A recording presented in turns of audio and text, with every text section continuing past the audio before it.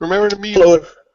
Oh, sorry. Hello, everyone. This is DBJ, Dave Brian Jackson, a person who has done, I don't know, 150, 170 videos, and then I stopped, and then I started writing for Critical Hit Publishing. I am the face to the name, to the initials, and we have with us others.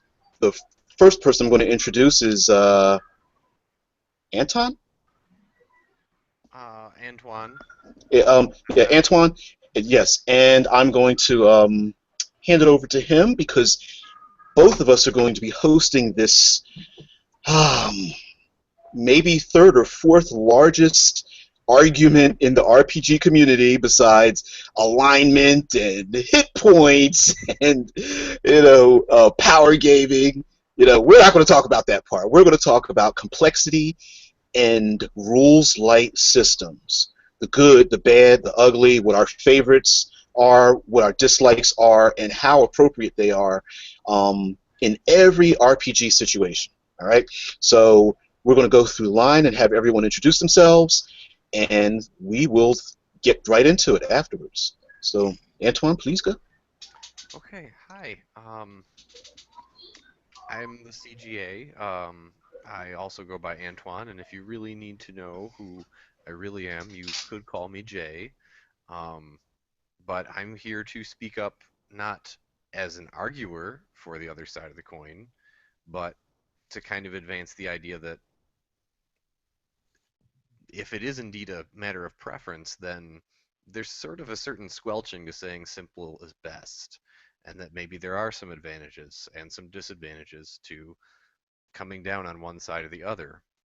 Um, I'm just a guy that plays games. Right now, I'm in fact not because I'm at home with my son, and we're kind of getting our life back together after that. And I'm going to just kind of move the floor along so that we can get talking about this topic. Thanks.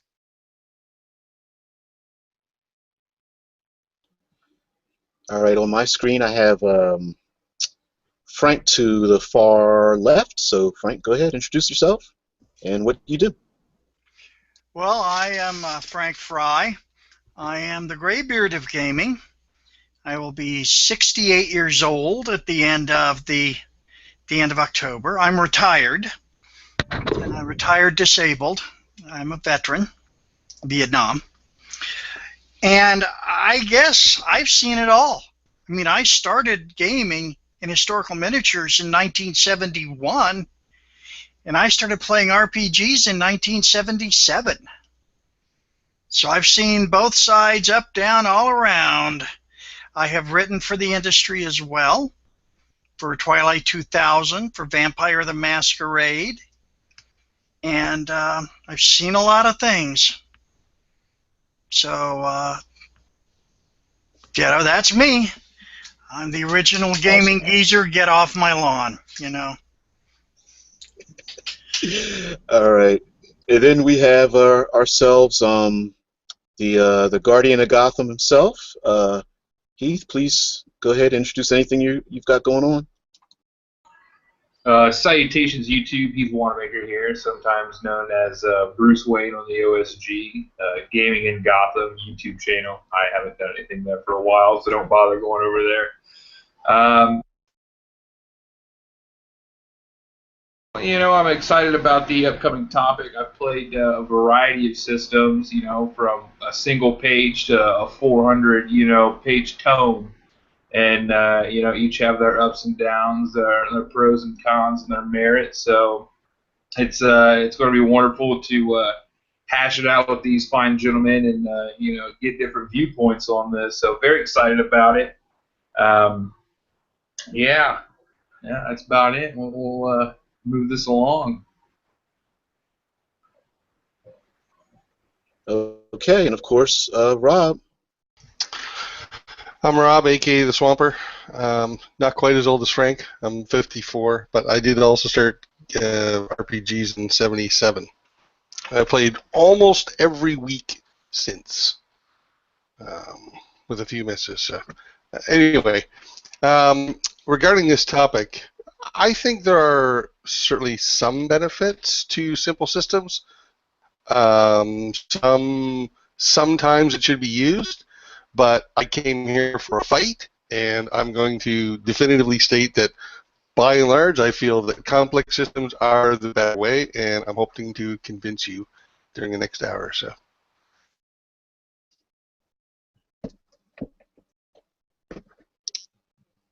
All right, cool. All right, so we are going to start this off at the beginning. All right, so we've got to come up with a definition first before we get into literally picking up that first RPG, that first 400-page tome, that downloading that 20-page document or whatever. So I'll start off by giving what I think a definition of like a rules light or a complex rule system is. And I'm just going to say this to all those who are going to listen to this or watch this or whatever.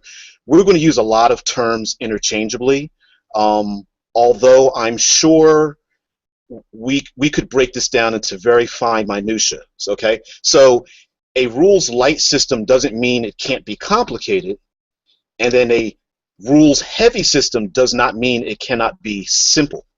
All right, if I can throw out some examples, GURPS is a simple rule system with a lot of complexity added on top of it, whereas Fate seems like a very rules light system, and it is extremely crunchy.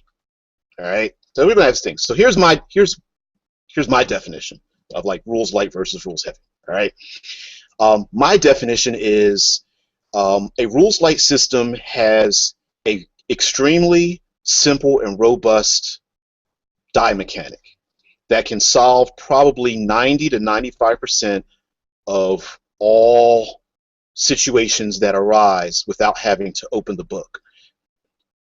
The book is there as a reference, but in my opinion, a simple system should be easy to adjudicate with a mechanical system that is available right in front of you. A die system, whatever mechanic it is, roll it.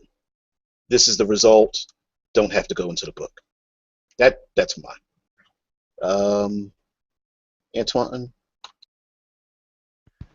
I might not go directly to dice to operationalize this concept, but I think that you are correct that really what it comes down to is how much does the game want to make canonical different things? Like what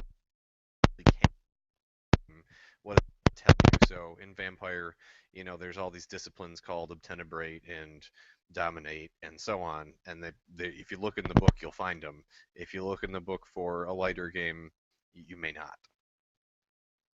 So I'd leave it there, though.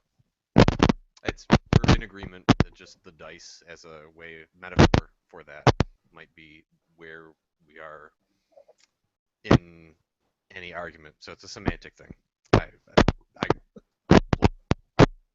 Cool. You're breaking up a little bit too, audio-wise. We Rob, get the gist of you, though. I mostly agree with your definition. The only difference I would say is one thing you said is a simple system means you don't have to look at the book. If you know a system well, you rarely have to look at the book, even a complex one. But for the most part, I'll agree with your definition. Anyway, go from there. Let's go with go ahead, Heath. Yeah. Oh, sorry. Don't worry about it, man.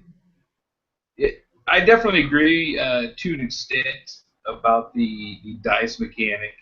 Rules light system often having a much simpler, one could say, more linear dice mechanic. I don't know. One of the biggest things for me that kind of separates something that's rules light to rules heavy, if you will, would be character complexity.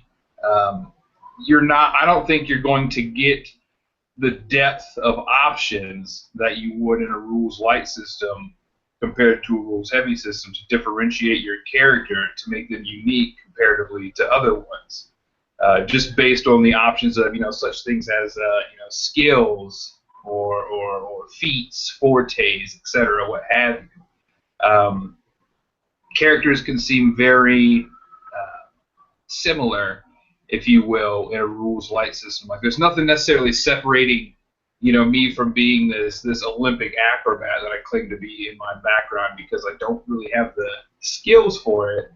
Whereas this guy is supposed to be some, super slick thief. I mean, we can both equally succeed on the die roll. I mean, that's kind of where I see it. So yeah. All right, Frank. What's your take? Well, all you whippersnappers, actually, when I think of complex systems, I think of some of the systems that I started off playing. Because back in those days, that's all we had, because role-playing games had basically evolved straight out of war games. And I am a miniatures wargamer, historical miniatures wargamer, since 1971. And I mean, I've actually played and run the infamous Chivalry and Sorcery from Fantasy Games Unlimited. Dear God, that sucker was that thick, and they literally had a rule for everything. And it was okay.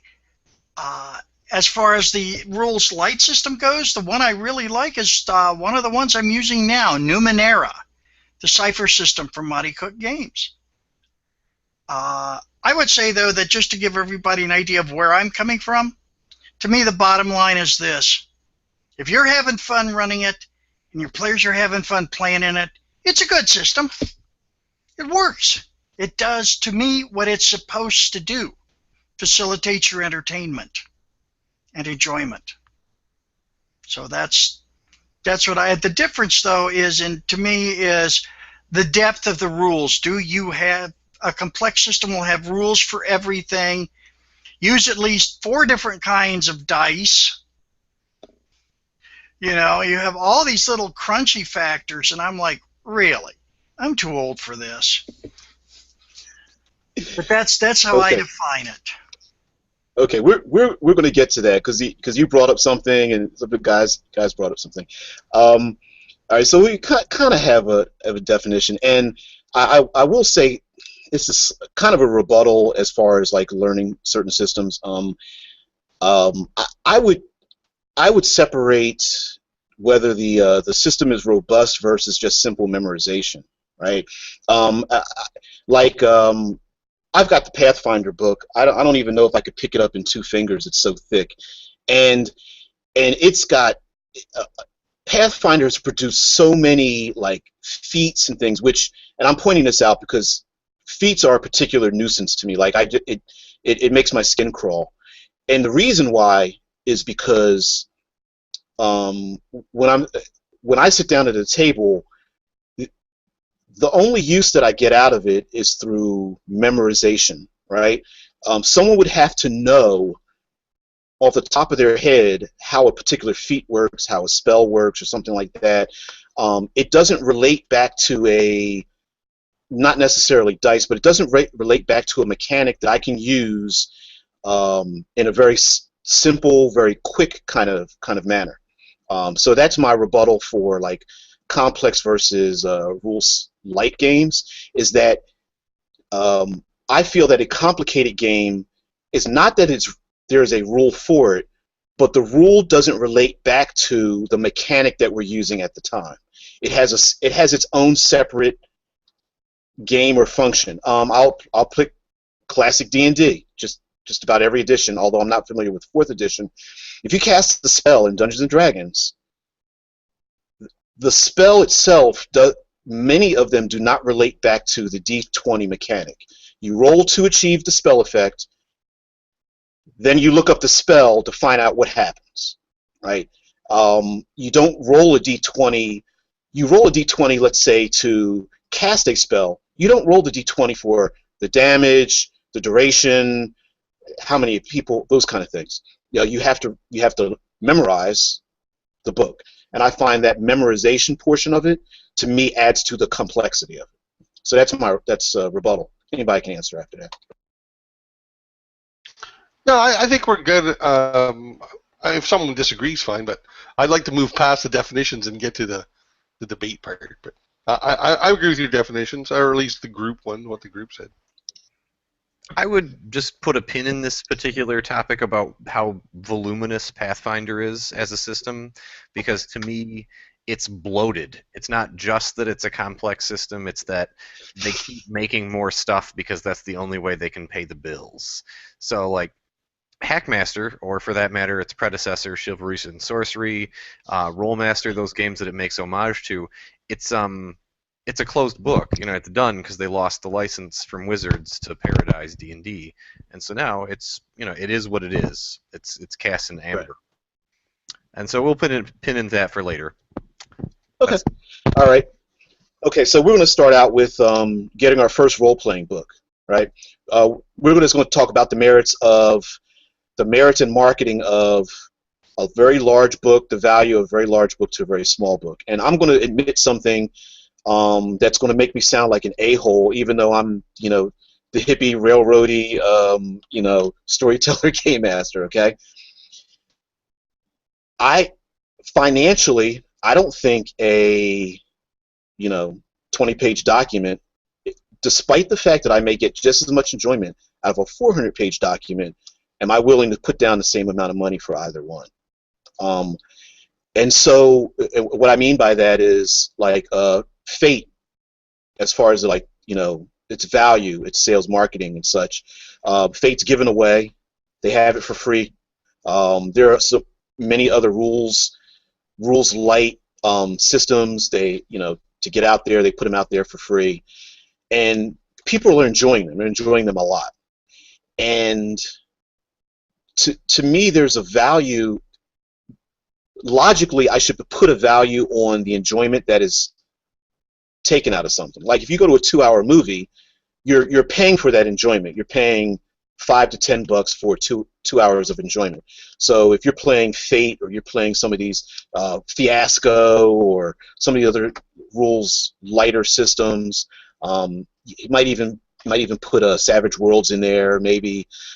But monetarily, we're not putting the same value on the 400-page tome that we may not use all of in our honestly using all of in our gaming system. So I'll say I'll pay $50 for a book. I'll pay $60 for a book, knowing that I probably won't use half of it.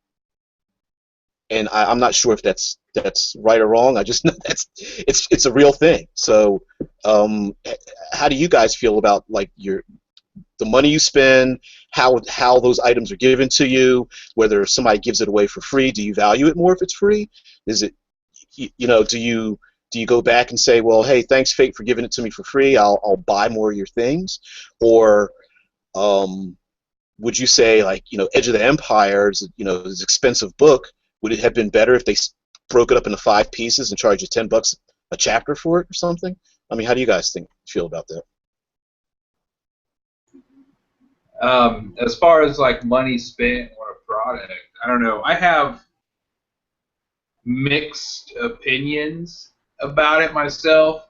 I'll say, admittedly, that when it comes to RPG books, I've been known to, how do you say, fly the Jolly Roger. And if I like what I'm seeing, I'll go back and drop some cash on it. Savage Worlds is a prime example. I've got a lot of their stuff, and I went back and bought a lot of it because, I think it's a good system. That's how I define if it's worth the money myself. If the system is enjoyable, it's laid out well, I think that's a big selling point to me. Like, if it's worth money, is the art good? If the art's garbage, I mean, that's a huge turnoff for me. Is it laid out nicely? And what else do they have out there for it? Like Savage Worlds, there's no shortage of amazing, settings. Everything from, 17th century, monster hunters to 23rd century space marines. Like, I mean, it's worth the money. Will I probably ever use all of them? No. Are they there if I want to? Yes. Can I pull stuff from them? Certainly. Um, it's I don't know. It's just like it's how much do I enjoy this system? I guess is what I'm getting at, and how much love are they putting into the product? I think adds to the value of it more in some of the price tags. Like I don't necessarily think WotC needs to charge $50 every book they make because half of it's garbage. But just because they got that name behind them, people are willing to shell it out. I've seen single page documents that I think are probably worth $30 over WotC's 300-page book.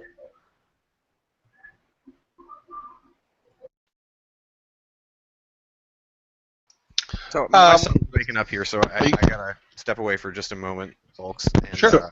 The baby No stuff. problem. Carry on. Yeah. No problem. Rob, go ahead. Well, while I don't agree with Heath's hatred for WOTC, I agree with all his points regarding a value on a book and stuff like that. I think every major RPG should have a free basic version. Let me sample it. Let me get an idea what this game is like instead of expecting me to fork out $20 or $30 or $40 right off the bat. Like, what am I supposed to do? Go into a bookstore and read the rules and then think, oh yeah, I think I'd like this. It's worth $40, right? Like, how am I supposed to know? But I agree with the value too. Like, he talked about frequency of use and how much you get out of it, and I think that is a big factor too, right? But I also agree with your point that size, the effort of the creator into it, should have an effect upon the price. Look at the Car Wars game, which you can buy in a little box like this. It's a 64-page booklet. It comes with a map. It comes with little plastic cars, a two-sided map you unfold, attack sheets, little cardboard things for turning, and it's like $9.99. And I think that's a reasonable price. 64 pages, gives you all the pieces, $10. That's not bad. You know what I mean? So, yeah, I'm kind of with you on that.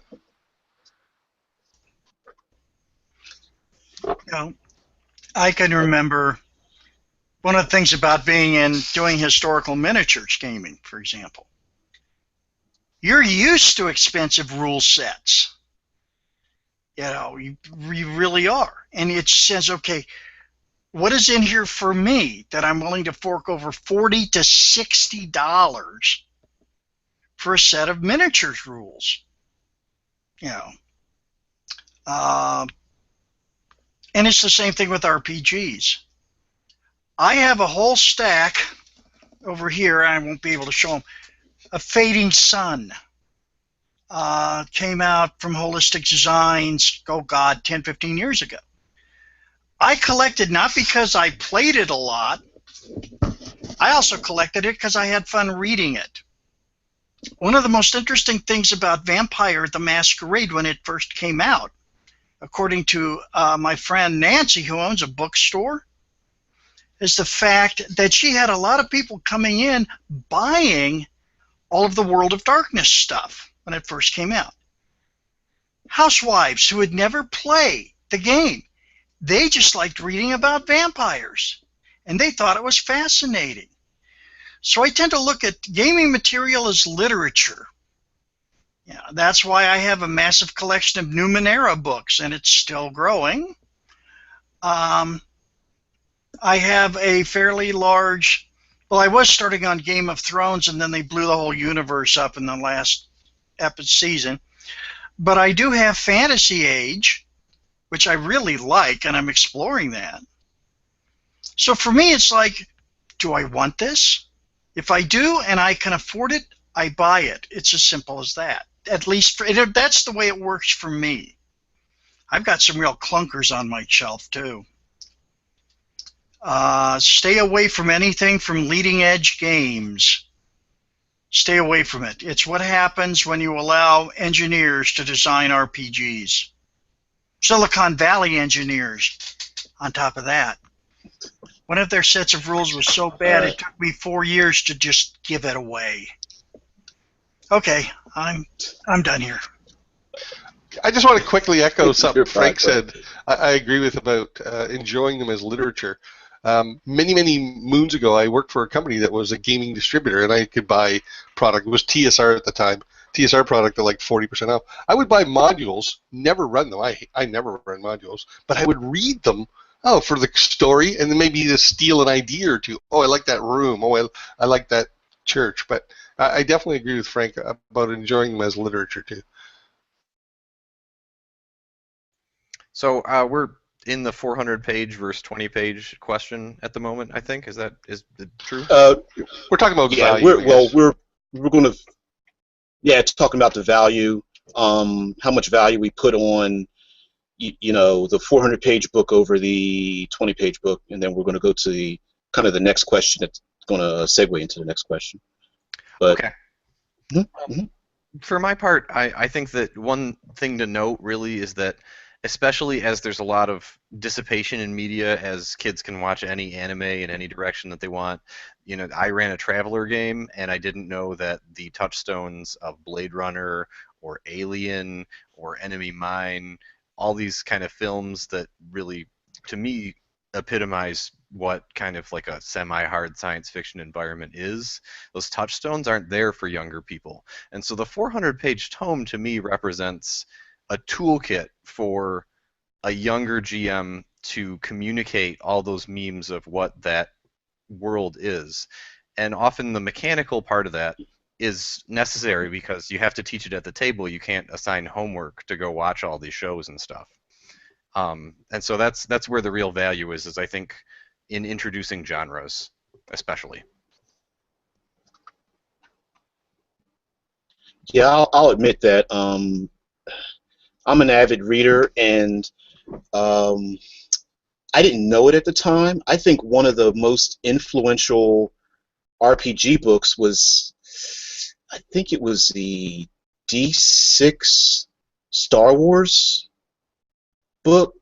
Yeah, and to this day, the information presented in that book was derived from concept art and ideas before they made the Star Wars movies.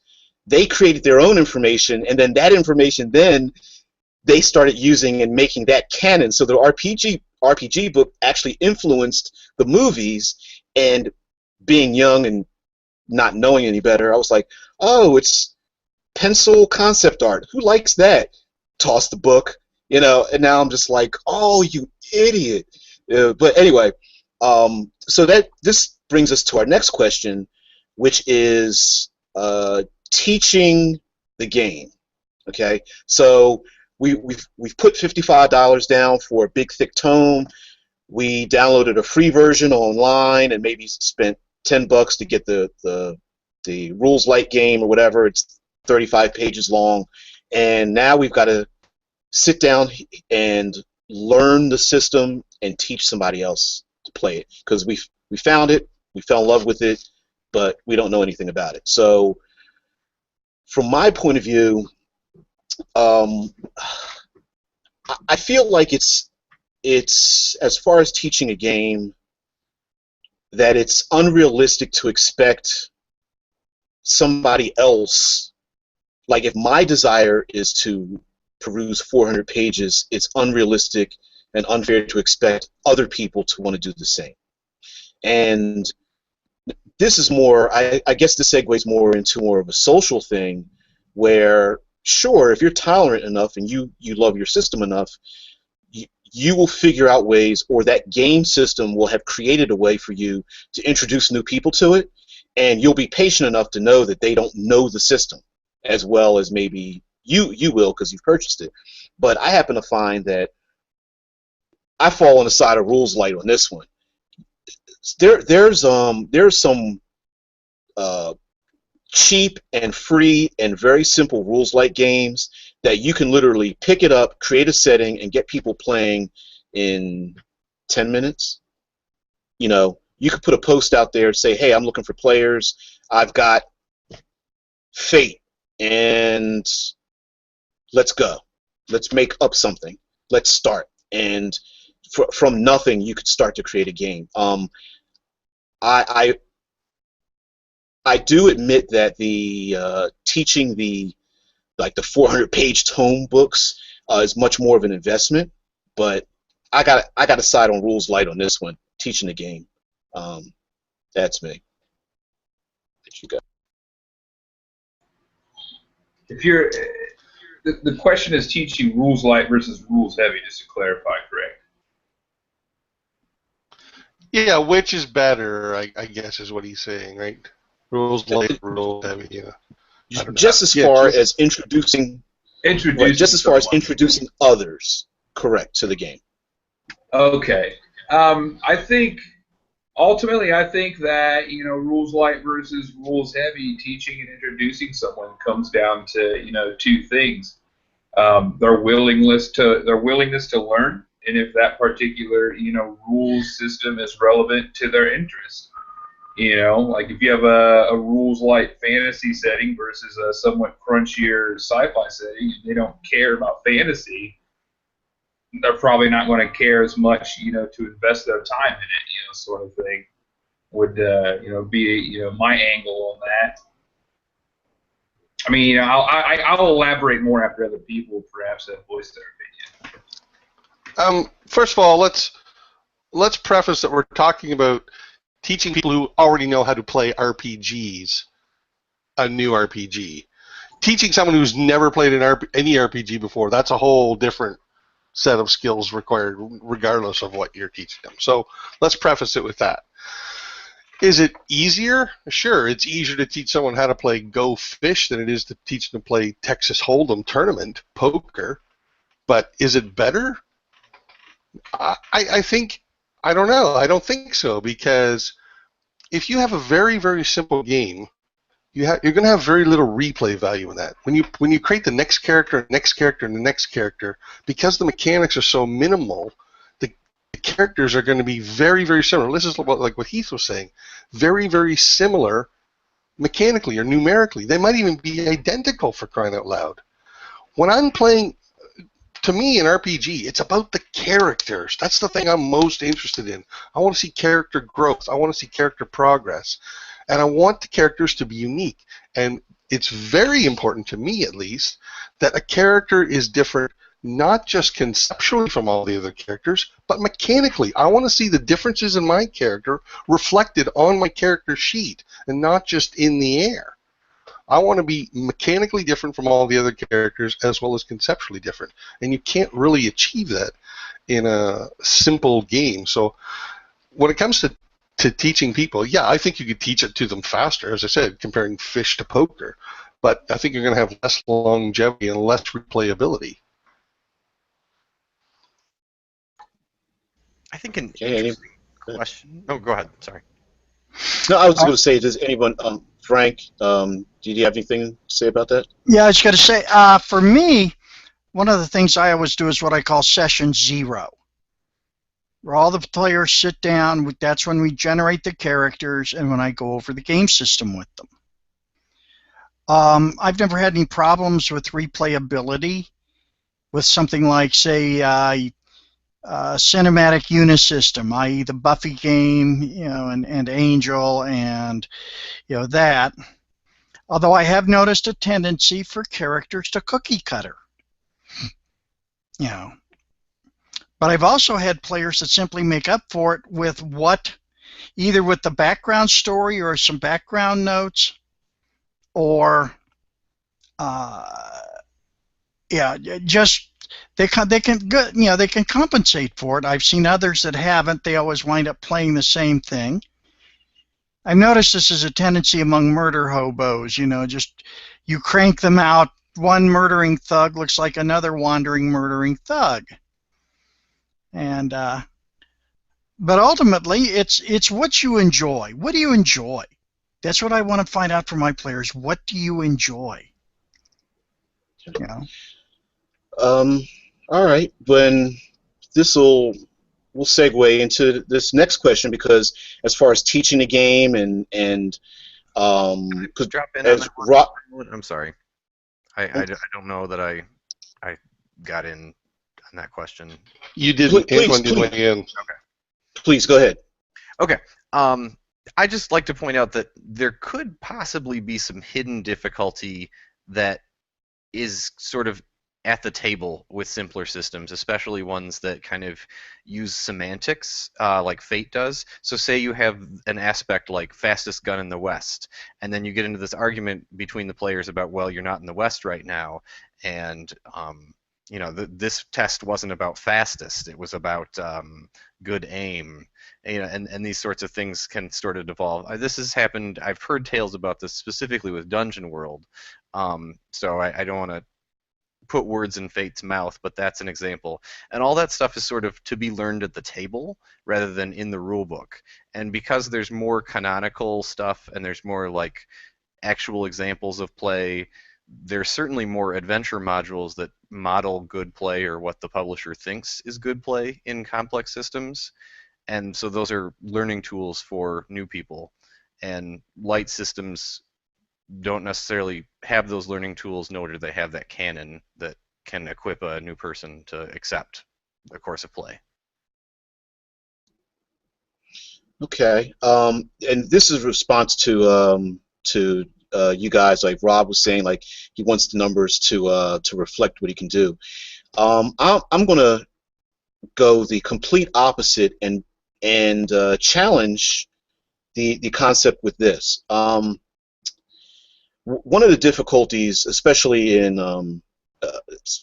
you don't have to be a fan of role-playing games that do superheroes, but the two superheroes that are the most iconic, that are like night and day, are Superman and Batman, right? And the same side of two different sides of the same coin, right? And when you look at it, quote unquote, logically, we all know that Superman is in every way, shape, and form, except maybe educationally, a god over top of Batman, who's just a mere mortal. Watch right? your dirty mouth, DBJ. I haven't finished. But narratively, in every single instance where Batman and Superman are together, as far as the storytelling goes, they are effectively equal. Their effect on every single story is equal. Batman's effectiveness, his interaction, is just as equal as Superman. So if I were to, let's say, if someone were to make up those characters in a game, and I have like my old DC, Mayfair DC system, whatever, 99% of the time people say, well, Superman's faster, he's stronger, he's tougher, Batman's just a far weaker character. But that's not the case. That is not descriptively how it's done. So let's take a game like Fate, where for the most part the numbers are flat. I mean, there's some variation, but when you compare it to other games, Fate is a flat game, flat numbered game. And even when you use you invoke the aspects or whatever, you get a +2. No matter what that aspect is, you get a +2, right? So Batman, billionaire playboy, has the same game effect as Superman's last son of Krypton, right? So although their numbers may not match, if both players want to play in a game, that kind of gaming system allows both players to play both characters and still have a gaming effect that is relatively equal. So what's your response when someone says, I want to play Batman, and they are completely overshadowed by the Superman character in a more traditional, higher number range setting? Okay, you did a rebuttal to me, so I'm going to counter rebuttal you. First of all, you're the goalpost a little bit. I never made one mention of words of, are these characters equal or balanced? That didn't come into play. What's important, what's critical, is that they are mechanically different on the page. I don't care who's better, who's strong, or whatever. Imagine we had strength, Superman versus Batman. Superman's going to be off the charts. Imagine you had a tactician skill, Batman's is going to be off the charts, not Superman's. Vice versa. I mean, that's what's important to me. I want to be able to look at the characters mechanically and say they are very different characters, not just through background or aspects like Fate has. I want them to be very, very. I want the numbers to reflect the character. The more accurately the page describes the character, the better. Right? I want to play it. The characters are unique. Right? They're people. Let's define them. I'd like to jump in here with one of the experiences that I had running the cinematic unit system. Just for, you run a game like Buffy the Vampire Slayer. Well, guess what? Only one player can be the Slayer. And they dominate because they're stronger, faster, take more punishment. And then you got like the white hats, So how do you one of the things I found that worked to compensate was something that they used called drama points, which was a mechanic for spending drama points so you could affect die rolls, this, that, and the other. And the white hats had a lot more of them than the big damned heroes did. And they had double the number. It's what kept them alive. It's what allowed them to stay in the game. But Robert, I understand where you're coming from. I've seen that same thing, like with the old Twilight 2000 game. There's a hell of a big difference between some guy that's just been drafted into his nation's military and somebody that's been fighting that war for 3 or 4 years, is a hardened old veteran. And I'd like to see that on paper, because there would be a noticeable difference on paper. I think one of the what you guys are talking about, you needing to see a difference on the paper. I think a lot of the rules light systems come out not simply because someone doesn't want to put the effort into it or something, but many of them solve a problem that they perceive many classic role-playing games have had, and some of those problems stem from storytelling points and storytelling ability, narrative ability, equalization amongst players, equal spotlight time, ease of use, and what I find in a lot of the lighter rules games is that there's a flatter number rate because it allows more of the weakest characters and the strongest characters to compete in the same arena without making one or the other one completely irrelevant, without min-maxing, of course. And therefore, to create differentiation, it is in the air, as you said. It's more narration, it's more background, it's more description of activity, it's more the NPCs in the character's life, their background. It's things that are not quantitative that allow each character to become different as opposed to the numbers on a character sheet. Similar to watching your favorite television show or movie or reading your book, you don't see numbers. And although you will know mentally, well, one character is better at something than another character, those stories allow a huge variation of skill and intensity, and each of them has an importance to the story. And in order to reflect that in the game mechanically, to allow importance of character in the game, there's a need to reduce the amount of mechanical options and allow those options only narratively, so that mechanically each character has just as much influence and dynamics. That's my defense for thing. Yeah, but look at what you're arguing for. You're saying let's make the characters less accurately mechanically defined to facilitate them being closer balanced and giving them something more to do. Right? Yeah, like you're sacrificing accuracy to achieve that. That's what I'm saying. Well, and it's not necessarily just accuracy. I think that another point is that if you do canonize a character's abilities, like people like to say Glenn can't die, and he has this little power that says Glenn can't die. This is The Walking Dead. And that's a mechanical thing that a character has. And so when in a challenging situation, one character can be weak versus a given challenge, and another character can be strong, and the mechanical part of the game can bring out that shared spotlight, rather than everyone being able to take on every situation with the same flat set of numbers. Um, this isn't a particularly nuanced response, but I'm going to kind of riff on that little bit there. I agree.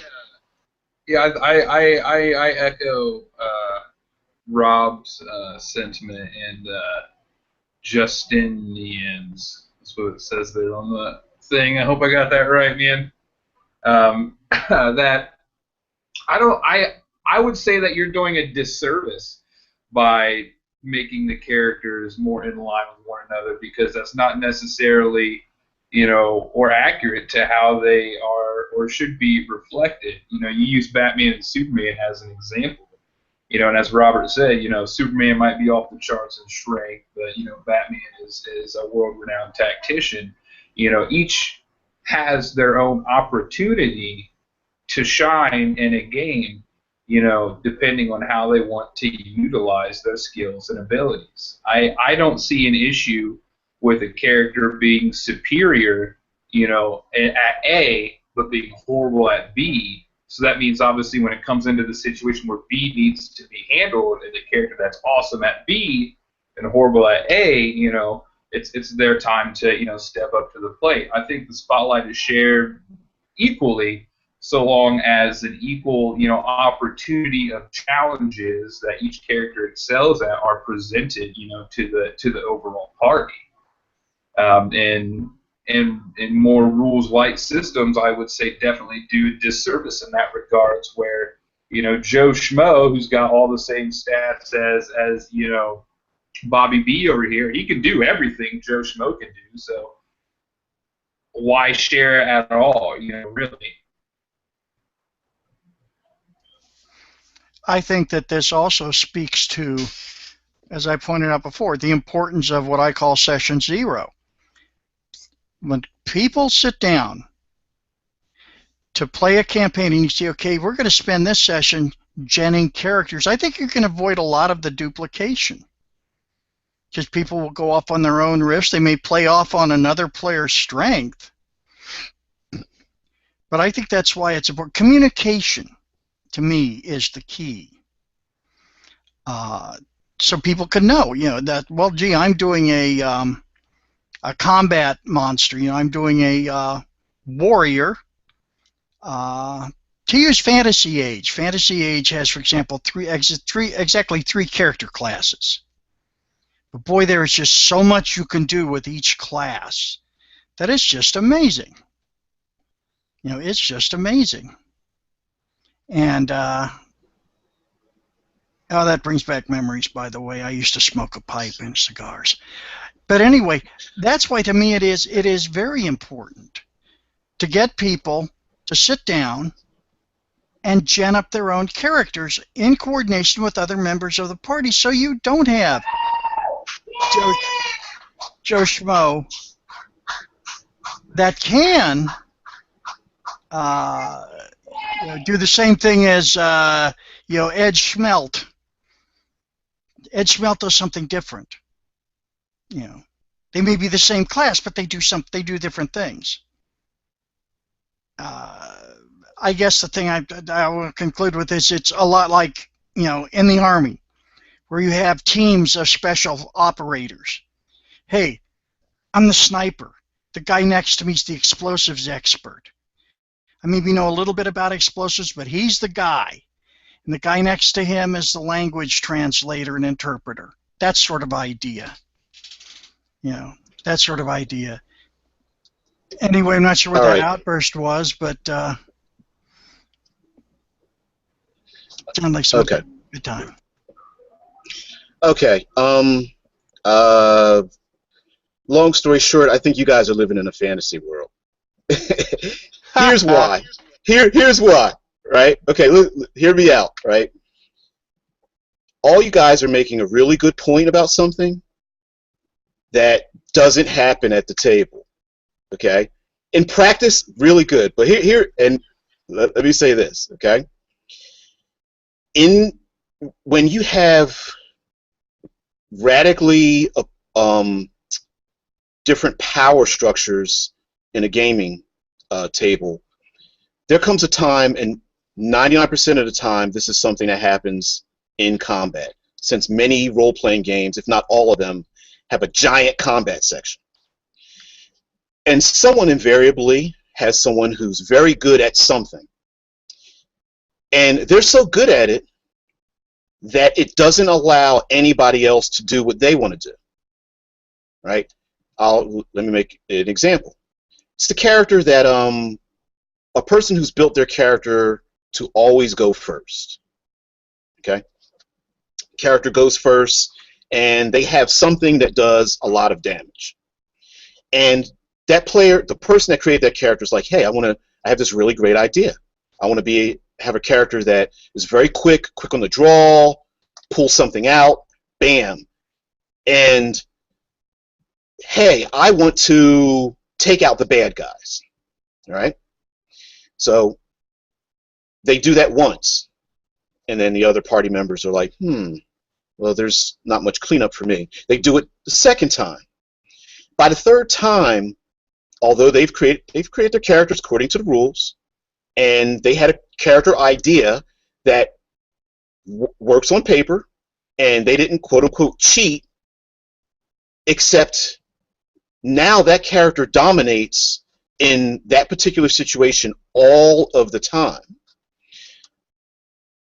My deference to rules-light systems are that many of them have a very strong narrative component to them. There's some that are just simply like, hey, this is like Dungeons & Dragons light, but for the most part, there's like a narrative component, meaning like there's a narrative description or something like that, that allows those PCs that don't have the ability to, say, go first or do a lot of damage or something, to still contribute equally to an encounter. I understand that a large portion of that is just like social contract, right? You got a guy who's playing and he's stepping on everybody's toes, knows he's stepping on everybody's toes, and uses the rules as a defense mechanism to hog the spotlight amongst everyone else. And we've seen that happen many times. Of course, those things are not... Spotlight hogging is not written in a rule book anyway. You know, it's like, hey, you're supposed to dominate the game and not allow other people to have the opportunity to shine. That's not written in any book.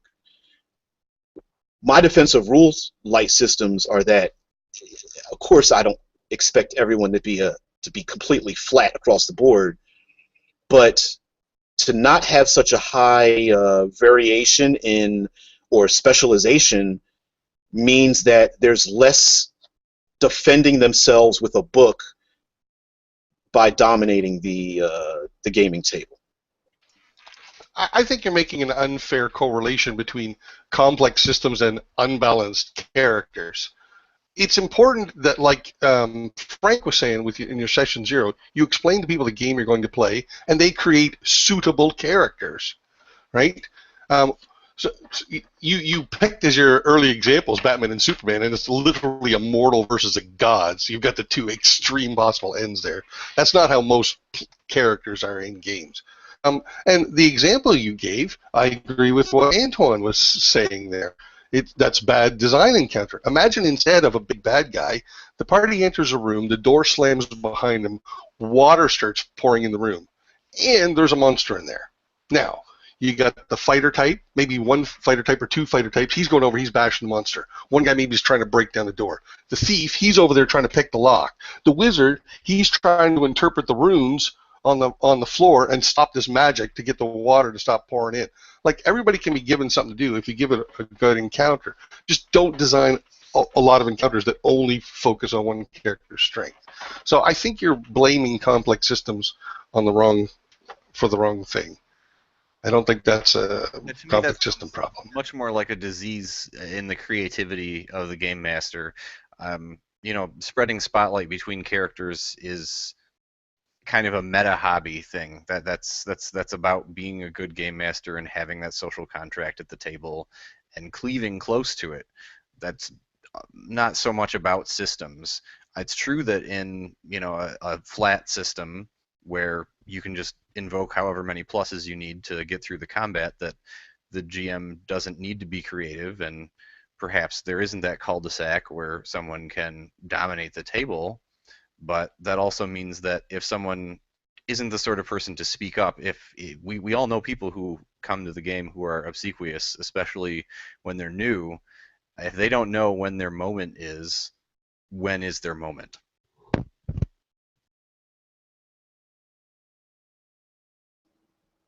So anybody? Because okay, go ahead.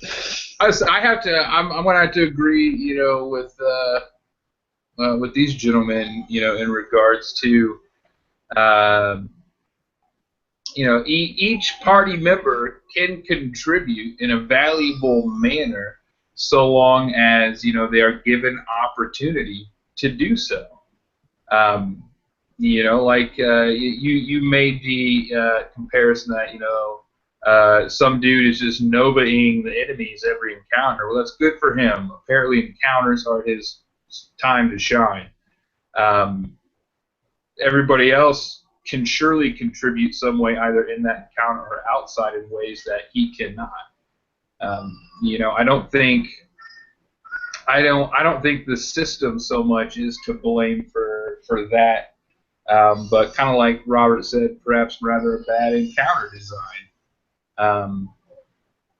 Because you could have that even in Fate. You can have that. You can what's it called? You can keep like invoking your aspects or whatever it is to get like plus 13 and then just master blast this dude because every one of your ambiguously worded descriptors or whatever you're using in combat, and you intentionally did something like that. And that can happen with any system if you're trying to pry at it hard enough. Yeah, the fact that it's complex doesn't mean it's unbalanced. That's you don't slag complexity for that. I wanted to say that when I signed on here, I had just come from running my portion of our Thursday night gaming group. We didn't even crack the rule book. We were running a Ubiquity game called Quantum Black. Only now it's kind of turned out to be more like Stargate, let's explore the parallel universe, which is fine. We rolled very little dice, but people knew their characters. They knew what they were doing, and I just story told, and they reacted to the events in the story in character. God, what a hell of an experience. Especially surprising when they went to this alternate world, discovered the culture that's a mix of Native American and Viking. Were now found themselves beset, and this is in their world, it's 1350. In their alternate world, find themselves now beset by bands of fanatical Templars, and one character's encounter with the Templar leader went very bad because he drew a sword on her. She shot him. Right out it comes, bam, and I'm like, wow, But it was fun, and it worked, and people were laughing and having a good time. And I'm not sure we could have done it with a complex set of rules. Let me just say that. I know it can be done. Okay. Now, because I was talking, brought up the character creation and I have to definitely agree that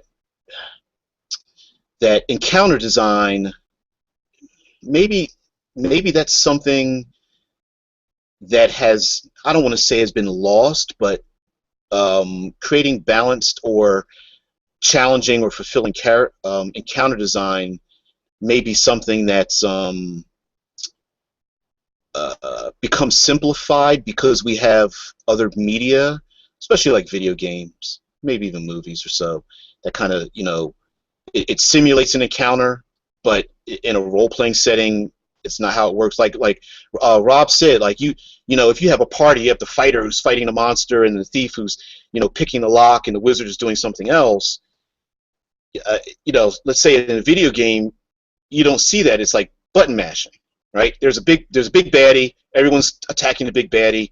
Now, admittedly, you do have games like Zelda or something, like puzzle games. Like you're trying to maneuver through complex puzzles, but they're normally individualized, not group-based.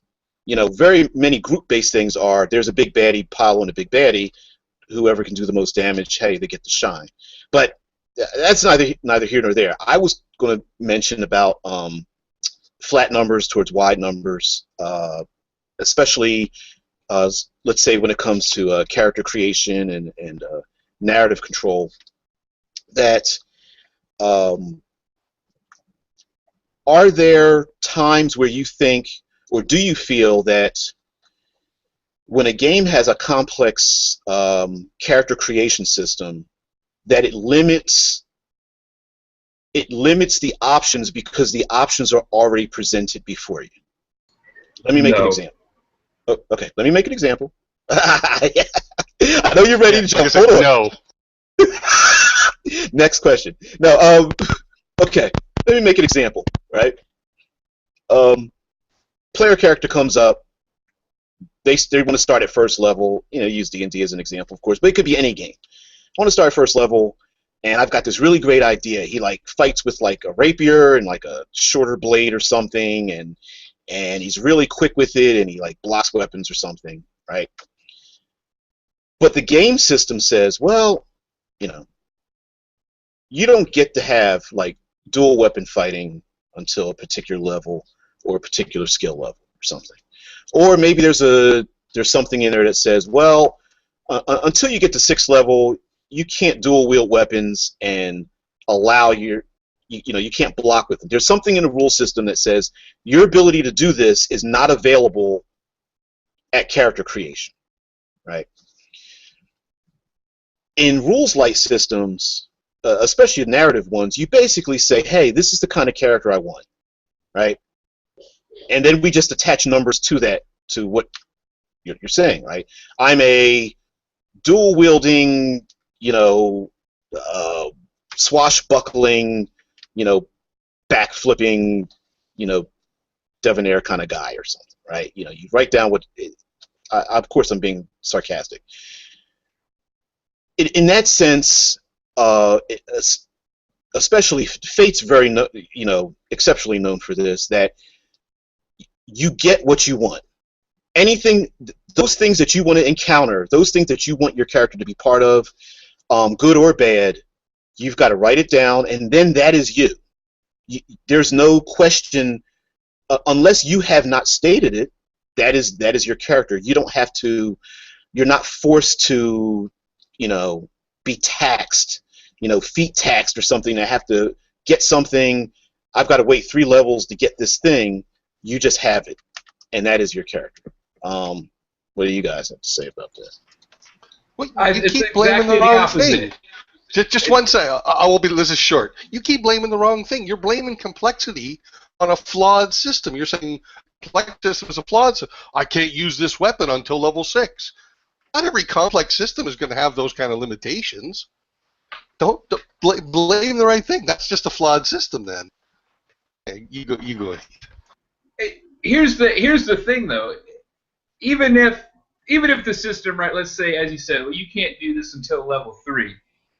Whereas Fate, you can just do it out the gate. You're fucking, swashbuckling across the sea like fucking Jack Sparrow. Where's the character growth? You know what I mean? Like, if anything, the complex system gives more narrative control because you get to see the character work his way up to being able to do what he wants to do. He gets to grow towards that. He doesn't just come out, as a Knight Templar off the bat at character creation. I think that's kind of boring, like you could argue like, yeah, your backstory explains this, but I mean, I'd rather see it happen and develop through play, and you earn these abilities, and we get to see the character grow and become, the legend that he's meant to be, instead of just coming out being that legend. You know what I mean? Like, it does not limit narrative at all. Yeah, and I want to see the character progress numerically as well as just narratively. I agree with Heath. I don't want to start off as the super big badass. You're at the top. Let's start somewhere and go up, and I want to see the progression at the same time. Simple systems don't really allow for that. Your character numerically, statistically, is pretty much the same at the end of the campaign at the start. Maybe a few little differences, but not much. That's dull to me.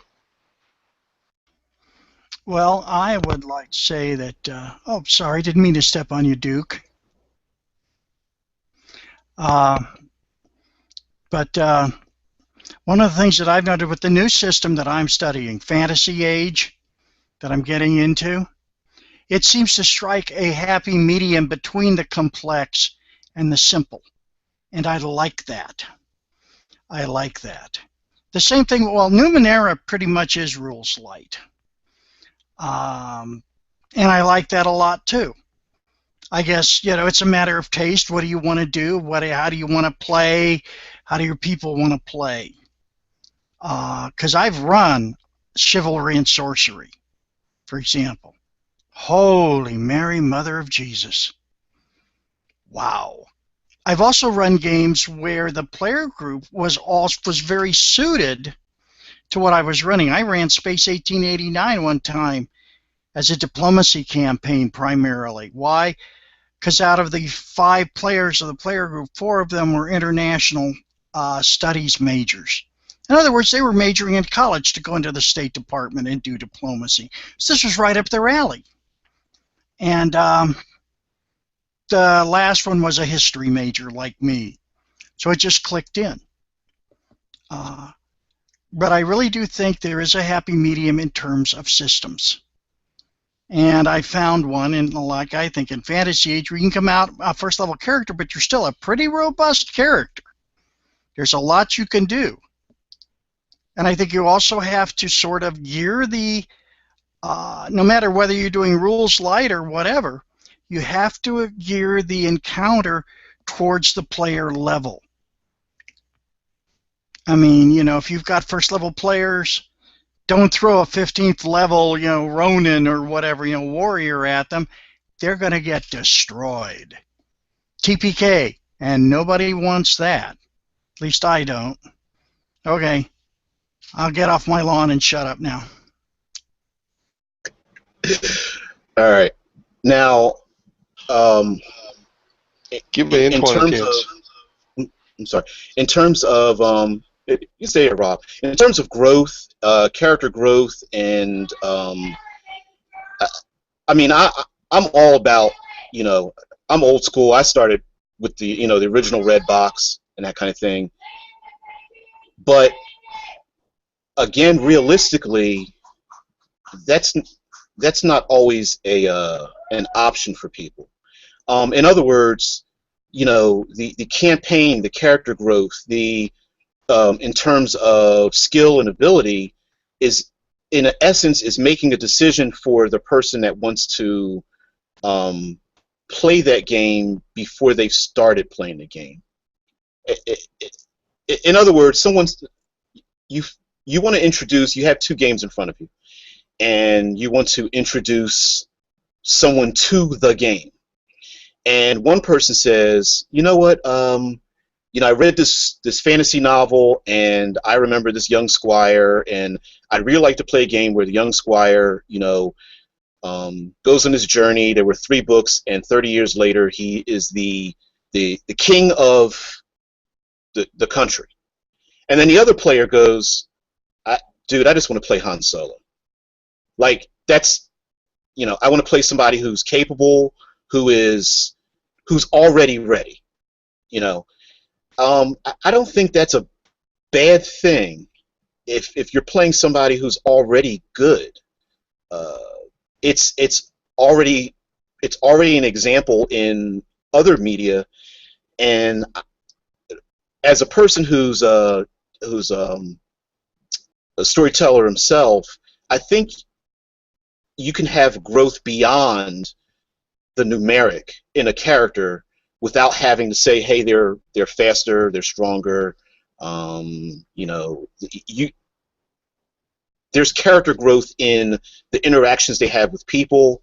There's character growth in terms of personality, things that they've learned, things that they are afraid of, hatreds, people being hunted. Um, I think character growth can come without the numerics and still be a part. I believe, as a matter of fact, that the only thing left would be to interact with the world and be a part of that world, and you become more important into that world. Yeah, you can enjoy cake without icing, but why not have cake with icing, right? Have all those personal character growth things and have the numerical growth. I want to see a character's journey reflected. And with regards to playing a capable character like Han Solo, yes, I agree that could be fun for a one-shot or a short campaign. For a long campaign, a character who's, look at Han's always the same, but no, I don't want to play that in a long campaign. I want character growth, like you said.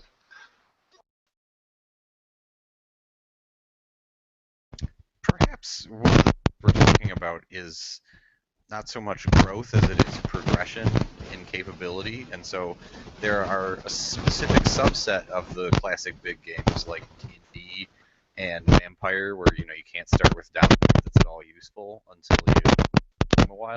And those games say like, hey, we're playing this genre.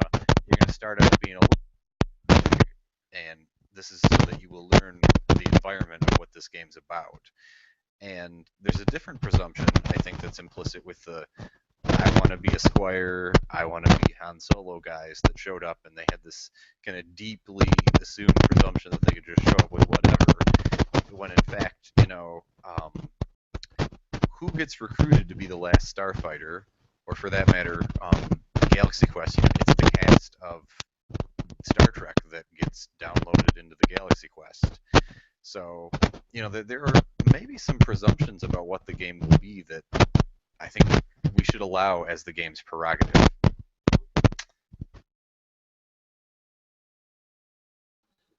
So I'm going to add to this. So didn't want to cut anybody off. So do you think that the how can I say the zero to hero, or the hero out the box seems to be reserved specifically for the two camps of gaming?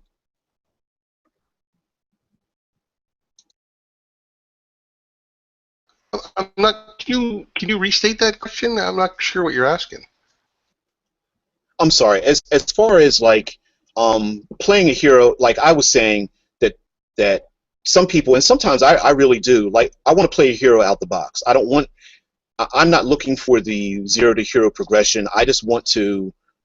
I want to play essentially the hero of the game. I want to play, Tom Cruise or Mel Gibson or something. That's my character. I want to already be capable, right? What is the game? Feng Shui. Feng Shui. You pick an archetype. Your character's already capable. What I'm saying is, does that seem to be a thing that is almost built into the either camp? In other words, what I'm saying is that complex systems start characters out, and zero isn't the correct thing either, because in Vampire you start out pretty powerful, but you're at the bottom of every other dark creature in the world. Amongst humans, yeah, you can pretty much kick their ass, but everything else, no, right? But there's a huge progression level. It's built right into the game. Whereas like a game like Fate, it does have rules for progression, but not nearly the range of, say, World of Darkness or Dungeons and Dragons or anything like that. So my question is, are Zero to Hero, or starting out as a hero, are they exclusively only in the complex games and rules light games? No, I don't think so. Um, you made mention of Vampire, I think, which is a prime example where it can be adequately complex, but you start off respectively powerful. I mean, you're pretty much at the top of the food chain, right, in regards to your power, but there's still greater powers beyond you that you can progress towards, hopefully achieve that ultimate pinnacle of the alpha. You can do that with, if you were so inclined, you can do that with D&D. You can do that with Pathfinder. I mean, you can do it with Fantasy Age. I mean, you're not limited in, the system, I don't think, in being able to start off as a hero. But there will be, I would say, some distinct differences in regards to how it operates compared to a rules light system. So I think in the right hands, each can operate just fine. Another example would be like meetings and masterminds. I mean, that system should come with a calculator, and you start off as heroes, right? Like, sure, you're like C-list, but you're still heroes. I mean, you have powers. You can throw cars. You can slice buildings in half with your damn laser eyes, But there's still room for progression to go from, that C or D list hero up to the A list, from going from the Great Lakes Avengers, to the Justice League.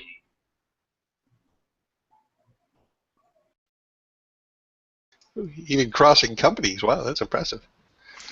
Yeah, I do think you probably have a correct point there, DBJ, that simpler systems tend to assume you're starting with a more powerful character. But again, that's why I wouldn't mind create a level 20 character for a D&D adventure. Sure, I'll play it for a one-shot or a three-shot. I don't want to play a campaign and start at level 20. That sounds boring as hell, right? So similarly, in a game like Fate, where mechanical progression is minimal, I enjoy Fate for 5 or 10 sessions. I wouldn't want to play a year-long campaign with any Fate character. It's just dull to me. Okay, so this is the first try with the new mic, so let me know how it goes. Way better. Sounding good. Way better, man. Lima Charlie, loud and clear. All right. So here's the thing about starting at level 20, and I think this bears mentioning specifically for newer people and for people for whom D&Ds are newer things. And for my part, I think that's one of those traps with complicated systems, is that if it's built with progression in mind, if you race past all the little milestones along the way that are supposed to be teachable moments, then people are going to be underwater.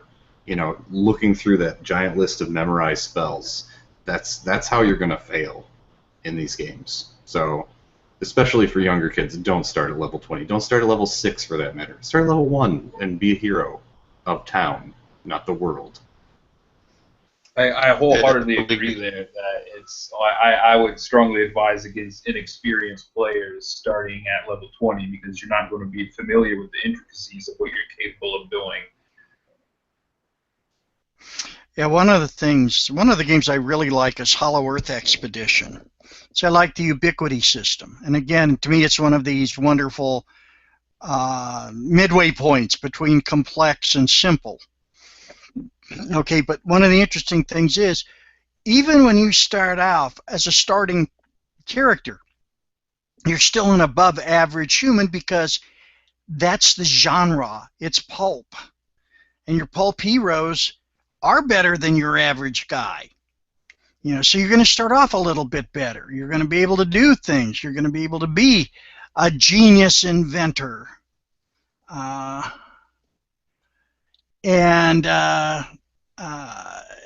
Really, I just saw your comment, Justinian. Yeah, I agree wholeheartedly, sir.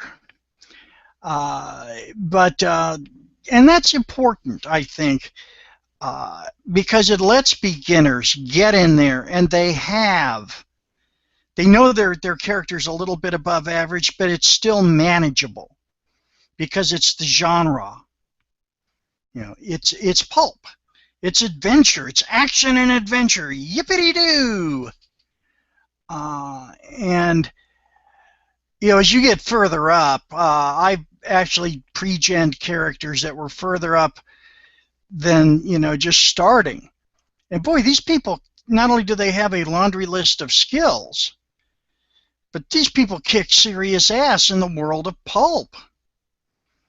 And it just keeps going. Besides, who doesn't want to feed Nazis to dinosaurs in the Hollow Earth, huh? Of course, I always say, what have you got against the poor dinosaurs that you're giving them all those schnitzels, all those greasy schnitzels to upset their digestion? So, Okay. get off my lawn, right, Bam! It's silly. Oh, all right. Now we're this question, because I don't want to run it too late, because I know this whole subject can get big, but I want to save this kind of towards the end because it's going to be a big thing. Rules adjudication at the table, right? One of the comments that people posted is that so one of the things that someone posted was like our complex rules, when you game master and you have a lot of rules to memorize, or you've got to research a lot of rules, or you have to page flip or anything like that, something comes up and a player character invariably wants to do something and no one at the table knows what rule it is to allow them to do it, right? But the rule exists, all right? My lowly little defense over here in rules-light systems is that 99% of the time, there is no rule to look up because it doesn't exist anyway. Usually there's a mechanic, some kind of die mechanic. You roll something or you find something on a character sheet.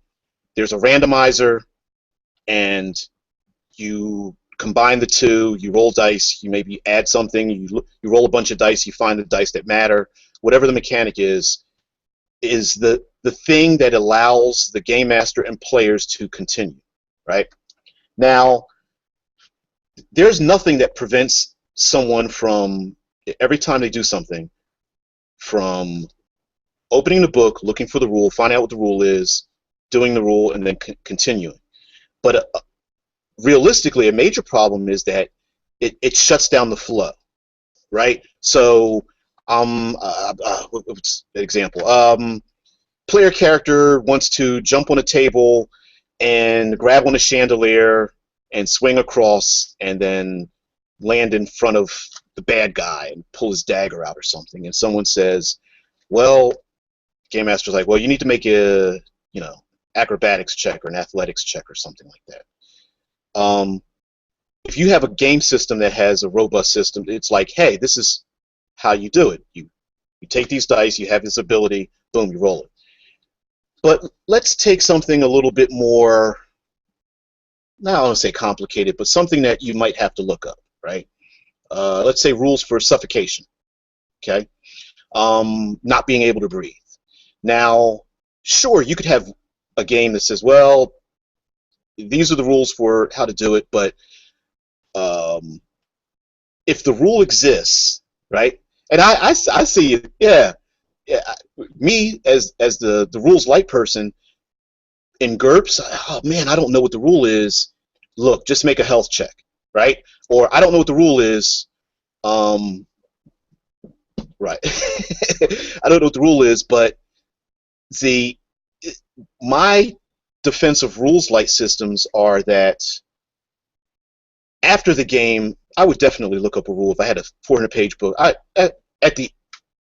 At the end of the game, I'd say, hey guys, I didn't know the rule offhand. This is the ruling I made. Let's move on. But there are those who say, well, no, I want to play, rules as written. How do you, if you are a defender of complex systems, get past the need to have to adjudicate rules, even though they're written, as opposed to a rules-light system where there is no rule written down? And I do have a follow-up to that, because I think that You go first and first. foremost, DBJ, you have to make it very clear when you start your game. All right, I will be adjudicating rules. If I don't know a rule, I will adjudicate it as best I can. If you want to argue with me, do it after the game. Right? Don't fuck up everybody's fun because you want to argue that your +1 makes all the difference in this because you have this. But I don't give a shit. This is what's happening. That's the bottom line. All right. I mean, I don't think it's necessarily any harder or any easier to adjudicate rules heavy versus rules light because, in my opinion, ultimately the rule of cool trumps everything. If you're having fun and dude wants to do this and it doesn't seem unreasonable because he's built for that, go for it, man. Just give me this die roll and we'll say you succeed on this DC. I'm not going to look up all the little whimsical intricacies on this rule, because you want to do it as per the book. Like, let's just have fun.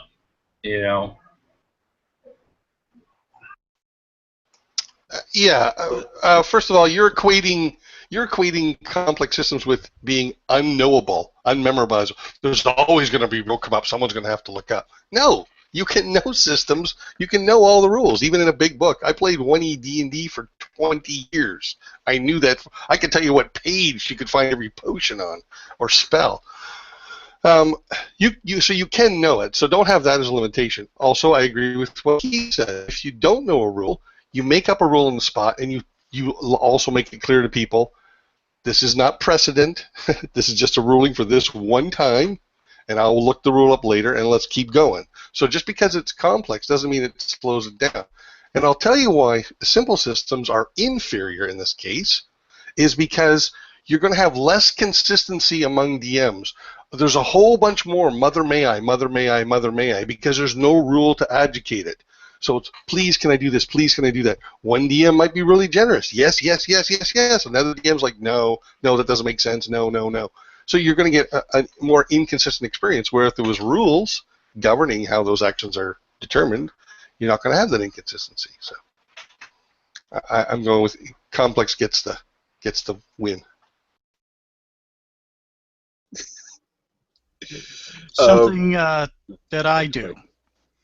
First of all, one of my degrees is in educational media technology. In other words, classroom aids. So I'll sit there and I will actually come up with handouts for my players and simply say, this is how you do combat. This is how you do a task. That way they have something in their hand that they can immediately refer to. And to let them know. And I don't think it's rules light. I just think it's good teaching practice. Classroom handouts, the staple of every teacher. So, but as far as Robert, as I mentioned, you frighten me. You know where every potion, the page that every potion is on in first edition? Good Lord.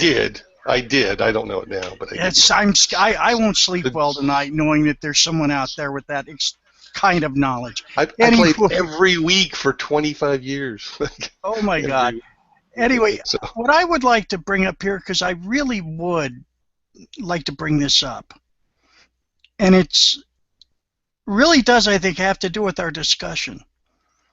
I've seen stuff on the internet now these last couple of weeks. The whole old school gamers versus, the rules, and some of the vitriol has just been hideous. It's like, the hell's the matter with you people? This is a game. I don't even argue politics that virulently or violently, and or religion for that matter. But I look at this and I am just amazed, and I want to see this stopped or brought under control. Or if somebody said, guys, what the hell are you doing? This conversation tonight is wonderful. I'm having a grand time. Intelligent folks expressing themselves, debating in good faith, and having a good time. And I'm learning. I'm learning a hell of a lot from listening to you guys. Okay? That to me is what it's all about. But I want to see the vitriol stopped, and I think we've all had experience with it. There was a guy trolling RPG Brigade, basically saying, well, I'm an old school gamer, and all these storytelling gamers, they're just lazy. they're this, that, or that. And I mean, it was really, it's like, who the f are you? Boy, you say that to my face, I'm liable to bitch slap you. Yeah, but really, we need, I would like to see the vitriol get toned down a lot. And I don't, all of you folks, I don't think I would never imagine being guilty of it. You may be guilty of liking complex games, but that's not a hanging offense last I looked. That's what we're doing right here. We're disagreeing, but we love each other. There's no hate. Oh, There's no animosity. Right. Yeah. Uh, I would say I would be willing to sit down and game with any of you people. Any of you. And I have a damn good time doing it, whether it's a complex rules or rules light or whatever. Because you're good folks. And one last thing to show my erudition. Justinian, the reason why I called you Duke is, do you know? Herzog is German for Duke. Cool beans. Ha ha ha ha ha. Thought I'd just show off my knowledgeability there. So there. Anyway, guys, I think it is important, and I think it's what you like. I like the midway games now. I regard Fantasy Age as that. I regard Hollow Earth Expedition as that, where you have just the right note between simple game systems and complex systems. Just those two games have just the right level of crunch. That's why I like Numenera, though it is rules light, but it's a very remarkable world, and the system seems to fit that world perfectly. So, okay, I won't tell you to get off my lawn anymore. Just but I will. Okay. But I will tell Gaming in Gotham, don't bogart that joint, my friend. Later. All right. I've got one last follow-up, and actually, this is in a strange way, this is a criticism of Rules Light, but this is same question applied differently both to complex rule systems and Rules Light systems, right? And the question is this, that when concerning Rules Light systems, oftentimes I've heard that people will say, well, because there isn't a robust rule, that in a way there are no rules, and that it's hard to play a character and operate in the world when the only thing that happens is the rules being adjudicated by the game master. So in other words, like similar to what Rob said, that like between game masters, one game master can say, sure, you can keep doing it, and then you go to play the same character in another game. Let's take Fate for example, and then that other person says, well, no, and because that the person running the game has narrative control, they're the one telling you no. There's no recourse but to follow what they said. So your swashbuckler may be more swashbuckly in one world than he would be in another world with two different game masters. Okay, I'm relating the same question to complex rule systems in the sense that and I'm sure this is more social or psychological than the system itself, but that when something comes up, let's say the character is going to be, they can't breathe, they're going to be suffocated, and there's a rule for drowning, there's a rule for being choked, there's a rule for maybe breathing in smoke. Like, let's say that like this is a granular game, and instead the game master says, well, I'm not familiar with that rule right now, I'm going to adjudicate it, and the player says, no, there is a rule for it, and I want to apply that rule to this situation. My example of this would be using a netrunner or a hacker in a near future game like Shadowrun, Cyberpunk 2020.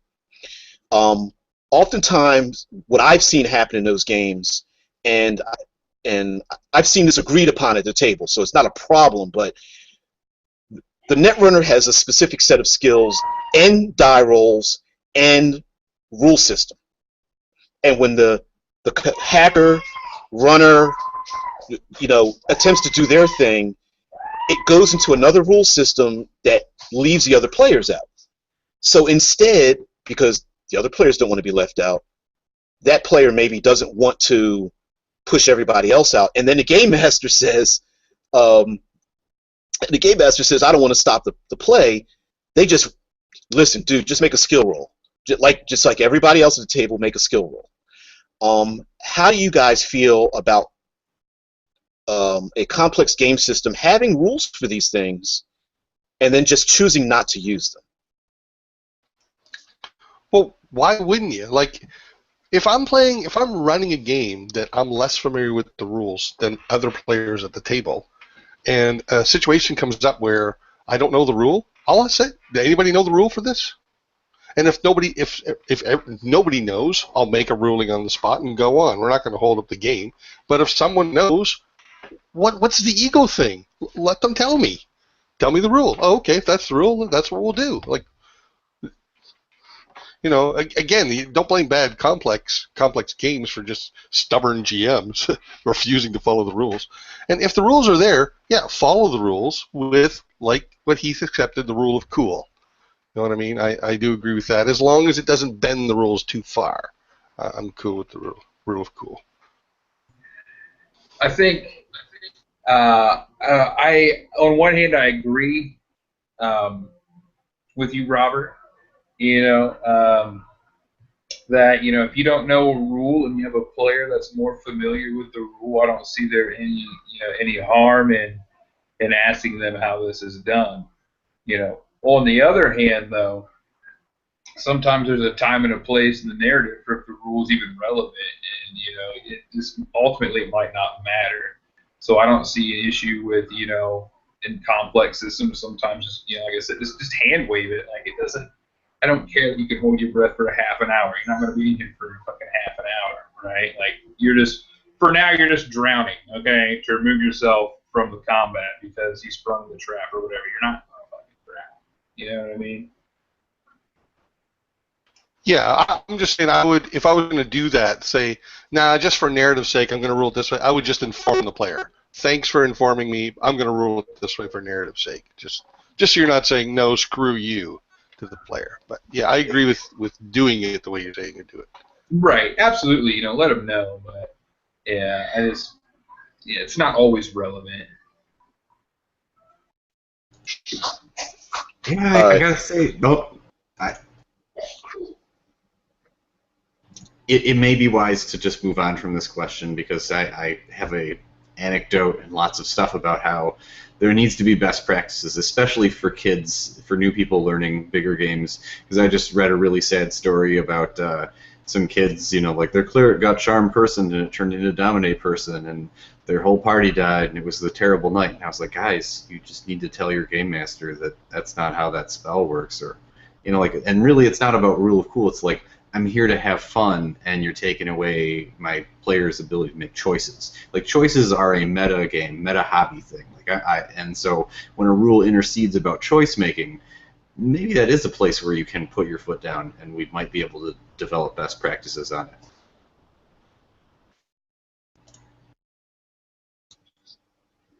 So, I mean, what I gather from essentially what all you guys have really basically said is, a word I use is vacuums.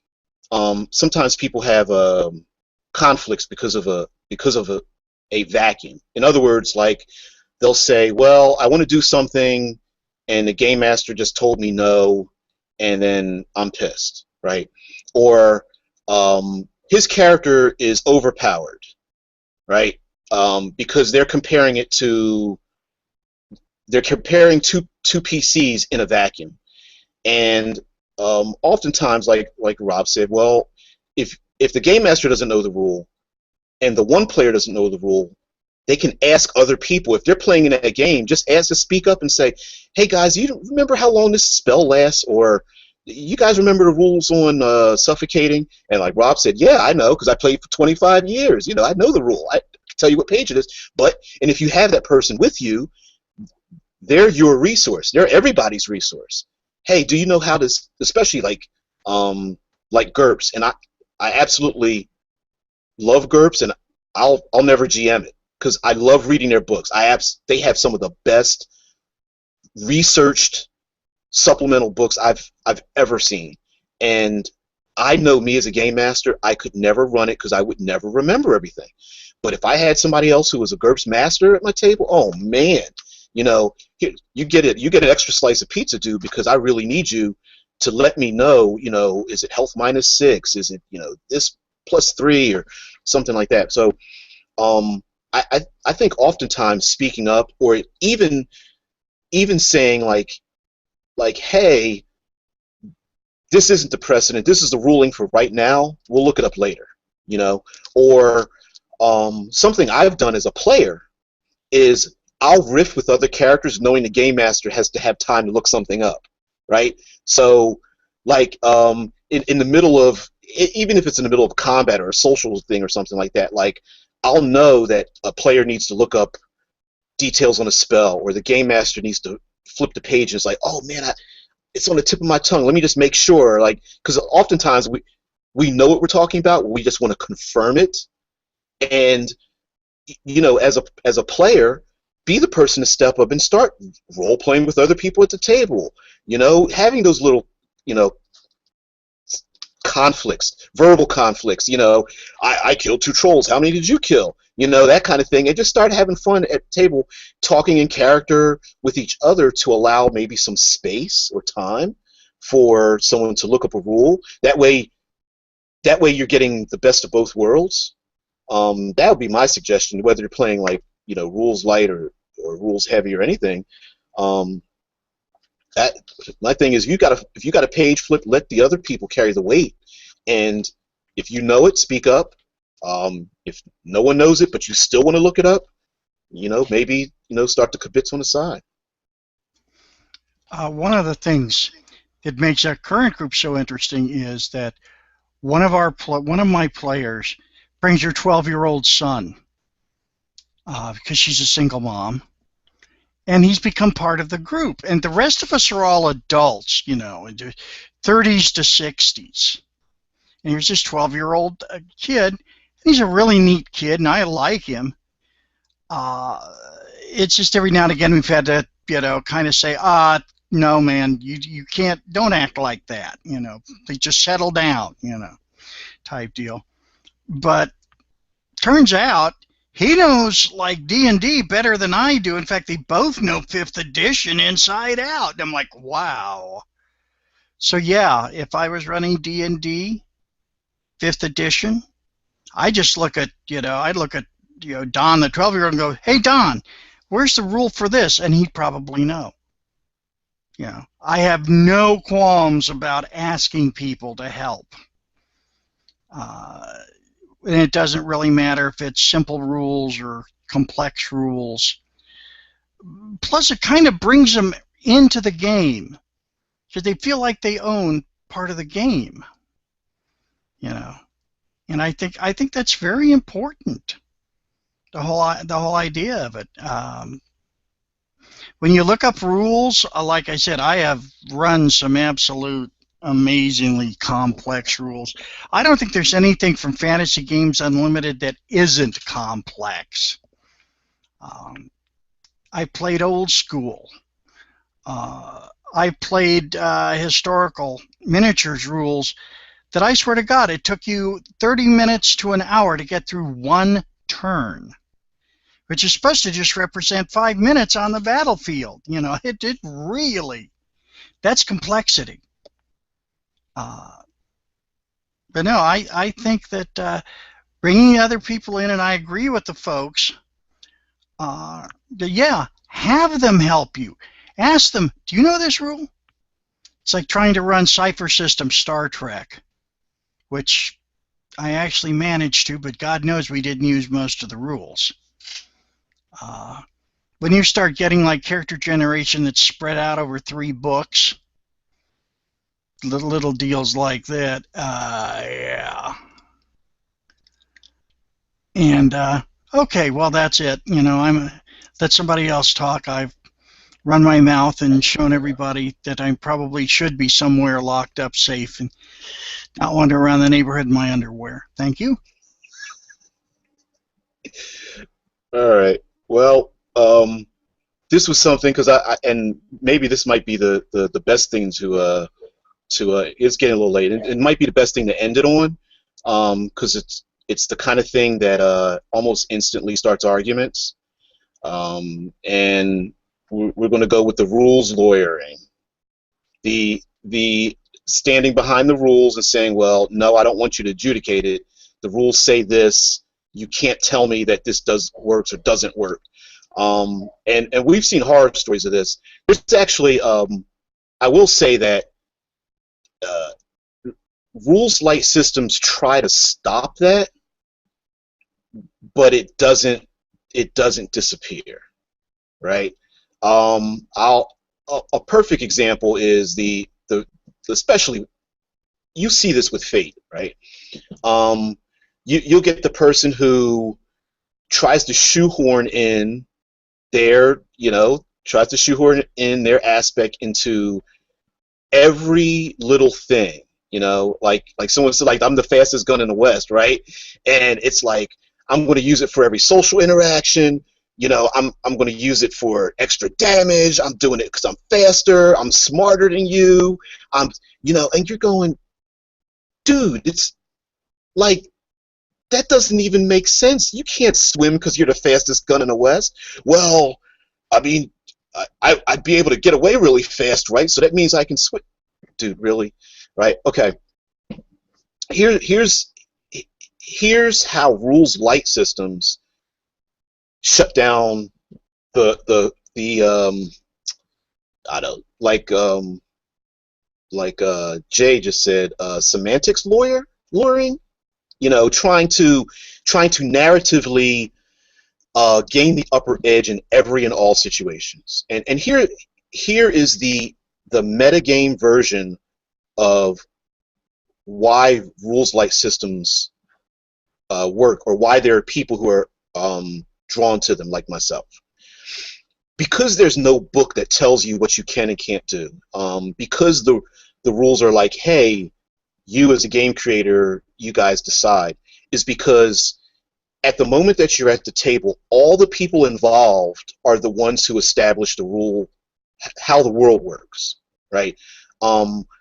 If someone says, hey, you're in a situation where you're choking, and the game master's like, I wonder how I'm going to adjudicate that, everyone collectively inputs how that, or can input how that should be done, right? It's not always the player and game master only, and if the game master says no, the player just gets pissed off, and it is a collective element. And because the rules are light, every player must establish who and what they are about before the game even starts. And if you get a player who wants to write down things like, I'm the best at everything, I'm a jack of all trades, I've got something for that, or I'm the best at what I do, what I do isn't nice, very nice or something. Like, if you get somebody who's trying to narratively word their way into perfection, before the game even starts what kind of person this is, right? It's kind of like putting all their cards on the table. And for me, with rules, with complex systems, and I think we can all agree, even if we enjoy Pathfinder, that Paizo has bloated the system well beyond it a necessary it's far beyond. But you can get online and find some builds out there for characters that are just obnoxiously terrible.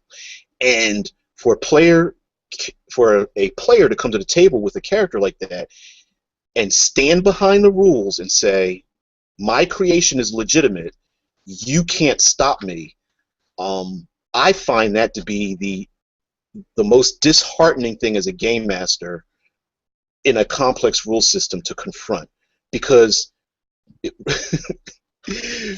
maybe you don't mind telling them no, but a lot of people don't want to tell that. We don't want to practice saying no to our friends and the people we interact with. And when a game system has so much complexity that you have to police it and start saying no, I think that's where your problems in a complex system start. Okay, that's it. Okay, so let's break. Let's break this down. First of all, you made my first point for me already. You can create shitty, improper, bad characters in a simple game, simple rules game, and you can do it in a complex game.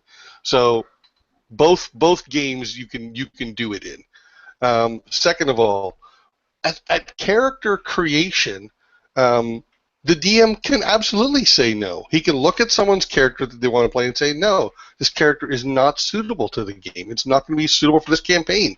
Or even something like what Frank was suggesting earlier. You can play this guy if you want, but you already got 2 big bruisers in this game. Do you want to play that kind of character? So absolutely the DM can do that. And rule 0 of the DMG, or of pretty much any game, all the rules are optional. The DM can overrule any rule he wants to, as long as he makes that clear in the social contract at the beginning that he's keeping an option for himself. Like, in other words, no one would agree that the DM must follow every rule in the book. The DM can never overrule a rule in the book. That's ridiculous. Of course he can. And so with a simple game or a complex game, the DM still has that ability. Now, my last point is, as far as rules lawyering goes, I'm going to prefer the complex system to the simple system, because the simple system is too inconsistent and it's too bullshitty. It's too, it's too theatrical. It's too much drama. Well, if you look at it from this angle, you can see that where if you have a rule that says, bam, you can jump 10 feet, no, you can't jump 15 feet. That's the rule. That's your ability. There's no argument. I don't have to put the argument. Now, while I agree that you can have some rule flexibility, I'm with Justin in that if you do that too much, you're going to set all kinds of bad precedents. Once you allow something once, it's allowed. So it's allowed for kind of all time. So you got to be careful about when you want to, overstep a rule. But it's better to have a rule, in my opinion.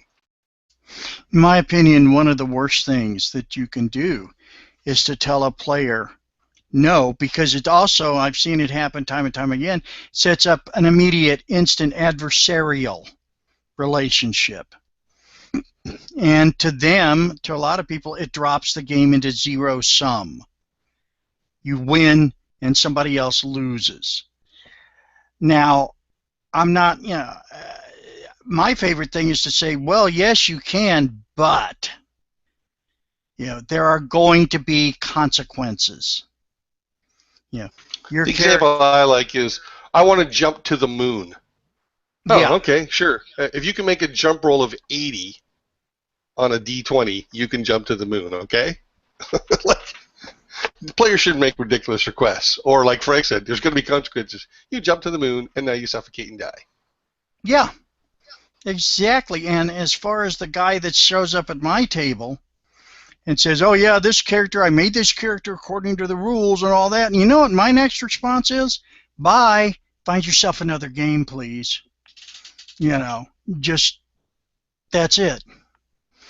I don't have, I ain't got time for people like that. I'm old and I'm crotchety, okay? But no, see, really, that to me is really where you have to step in and say, no, no, just go to another table. Maybe you'd like to play another game. I've had to do this at convention games especially, where you're going to get people that show up and, they raise such a fuss, and I've said, well, maybe you'd be happier playing in a different game, because obviously this one is not making you happy. Yeah, and that can get a little tough. But I have said no, by the way, but I try my best to avoid it, because the last thing on earth you want is an adversarial relationship. I mean, I've had guys that'll play and they'll say, well, we're not really going to tell you what we're going to do. We're going to spring it on you as a surprise. And I'm like, why? You're either going to be able to do it or you're not. We have rules for that. You make the die roll, you do it. But no, it's just they somehow seem to think you're out to get them. And trust me, I played with killer DMs. I'm sure we all have. Killer dungeons and, total party kill and about everything else you can think of. And it's no fun. It is no fun. But, yeah, no, I really hate to tell players no because I hate to set up that adversarial relationship. Okay, I'm a marshmallow. I'm a pushover. And no, I'm not. But I just, let's get it started on a good foot. Okay, next.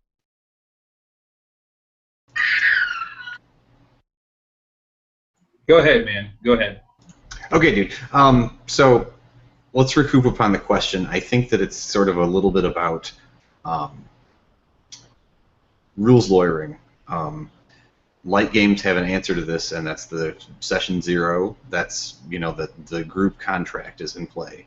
And that's great, except when you're meeting new people and when you need to get into that mixer situation. If you look at organized play situations, I don't know how there would be a Savage Worlds or a Fate organized play.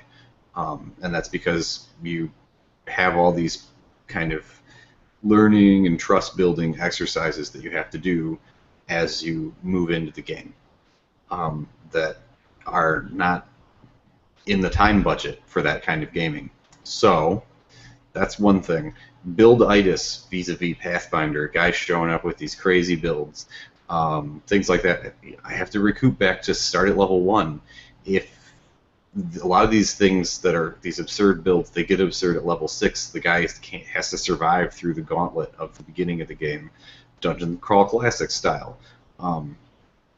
And notably, you also have the opportunity to apply push and pull if you drop a +2 whip in front of this crazy build that is headed towards absurd situations in your game.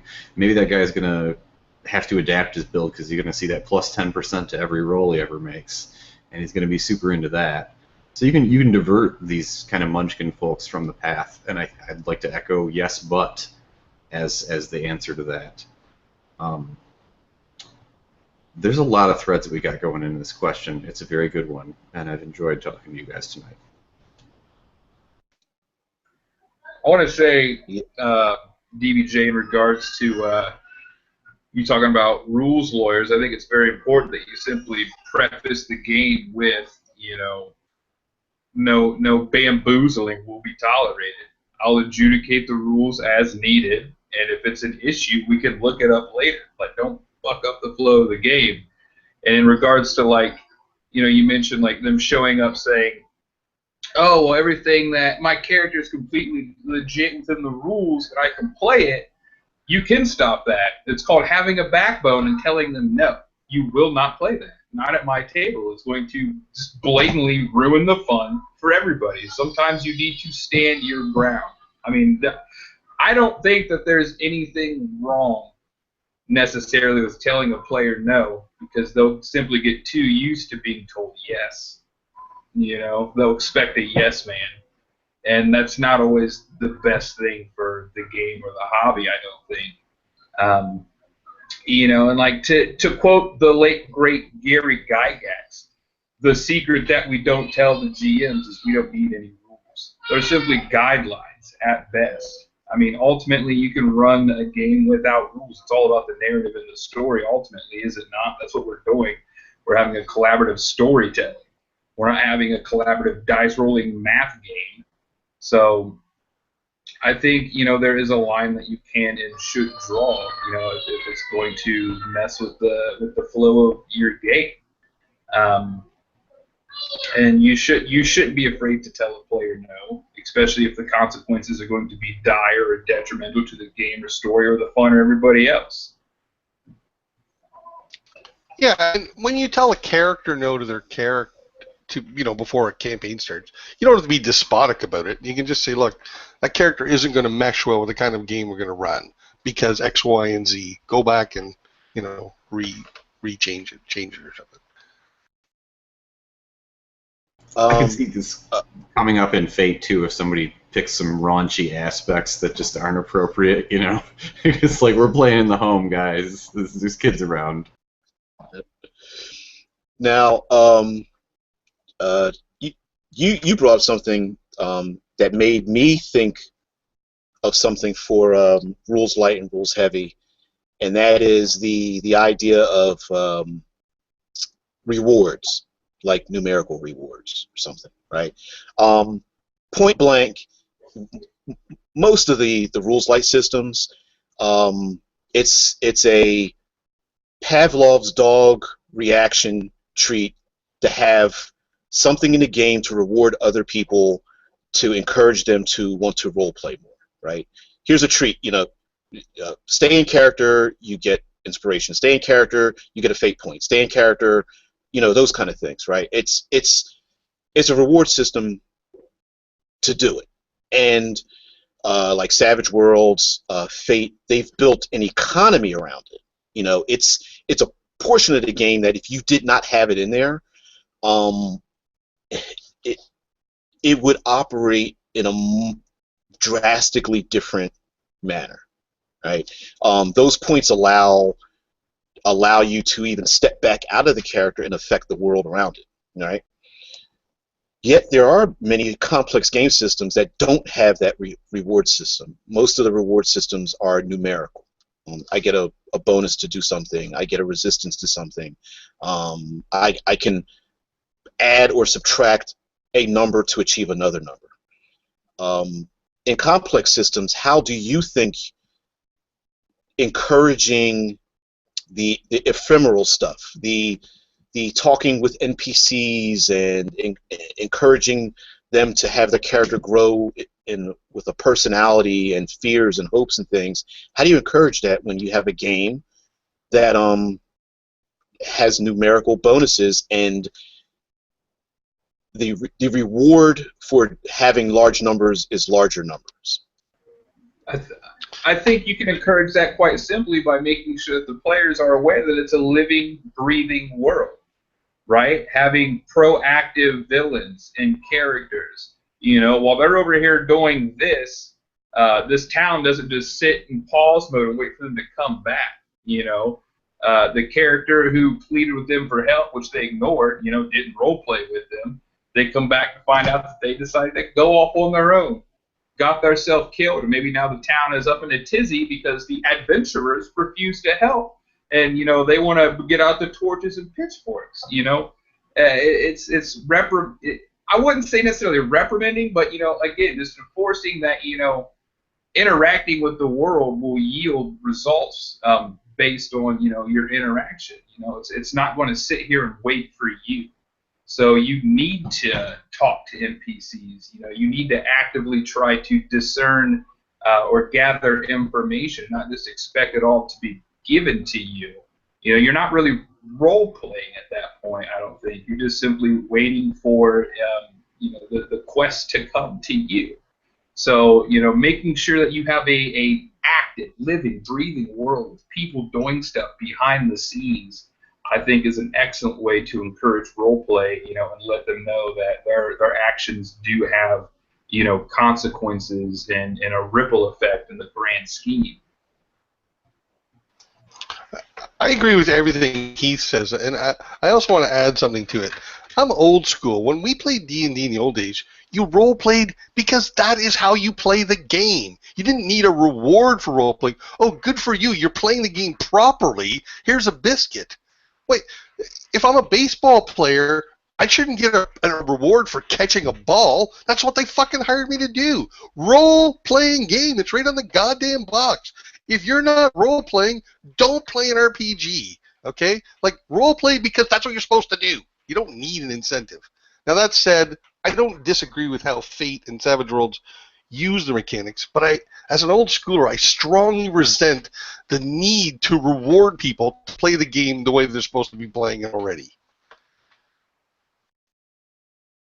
I think that a lot of kids are naive that is how they're supposed to play the game because they've been playing these really mechanics-heavy, power-gamey things inside the computer, and then they get to the tabletop and they think it's going to be the same way. So I do think that, you know, a little bit of pull from mechanical pull, like to-go role play, like here's a biscuit, good job, is maybe in order to teach the younger generation, since we're not getting them started on the tabletop, they're getting started on the console. There are some complicated games that have that kind of push and pull. I remember getting willpower points back in the World of Darkness days for engaging with the world, and I love Hackmaster 4. It's got this really cool honor system where, you know, if you banter with an NPC, you're going to get more honor points than if you just stabbed him to death. And those honor points translate into the similar kinds of bennies and stuff. Right, but it could also be done just like Keith suggested. Instead of stabbing that guy, you could have bantered with him and got a bunch of information, which would have helped you with something that's coming up. But no, you decided to just be an asshole and stab him, so you don't get that information. And so that's my faves. For sure. Yeah, I don't disagree with rewarding people for role playing. But I do think you shouldn't need it, except for beginner players. I'll give you that. For players learning the game, yeah. But for veteran players, I shouldn't have to reward you to role play. Do it because that's what's fun. That's why we're here. But isn't the clock always being reset with a lot of these guys? If someone takes a break from the hobby, you know, to raise their kid, or because they had to move away and they don't play, they're back on the computer again, getting taught all the wrong things, and they take a step away, and we got to train the dog again. Right, but then you're saying let's design a system for poor players, right? Or forgetful players. I'm getting up there in age. I'm not up to Frank's age, but I'm getting up there in age. I'll play with the best possible players. I don't mind teaching people the game, but if possible, I'm going to play with the best players there are because that's more fun. Mm-hmm. Of course, you get to be my age, and you just feel lucky that people actually want to play with you. But then, you know, that's the problem with being old and decrepit. Yeah, right. As far as the rewards go, for me, the reward is friendship. It's social interaction. It's having that group of people. You know, watching them role play. I remember I'm trying to remember what I was running. I think it was a fantasy game. One of the players was a rather quiet young lady who, you know, she kind of looked like a Baptist Sunday school teacher, you know, if you get my meaning. Very nice young woman. And her character was one of the most bloodthirsty swordswomen. I mean, holy cow. She was always in the front of the party, and that sword, she eventually hit the dual-wielding phase, and then she really went to town. Like, yeah, her nickname within the party was Buzzsaw. And it's just amazing. And her reward was playing like that. And my reward actually was watching it, you know, just enjoying it. We have a lot of food around our table anymore. You know, people will bring snack trays of vegetables, you know, and dressing or fruit or, you know, stuff. I kind of think, well, that's kind of a reward as well, you know, get to eat good food. But as far as in-game rewards, I've seen it done a lot of different ways. One of the interesting things about Numenera is the experience points that I, as a game master, can award. I actually have cards that are, you know, they're experience point cards. I give 2 to the person that aren't. Why? Because you keep one and you're supposed to give the other one out to somebody else who you think deserves it. So the rewards get passed around, and I thought that was interesting. But in terms of encouraging good role-playing, yeah, I think that's very important. I think that's very important, Rob. And you shouldn't have to, but you're right about the people growing up playing the computer games.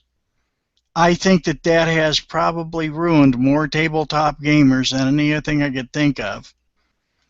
um, because it gives you a very distorted, to me anyway. Look, I don't play computer games. I've never played a computer game.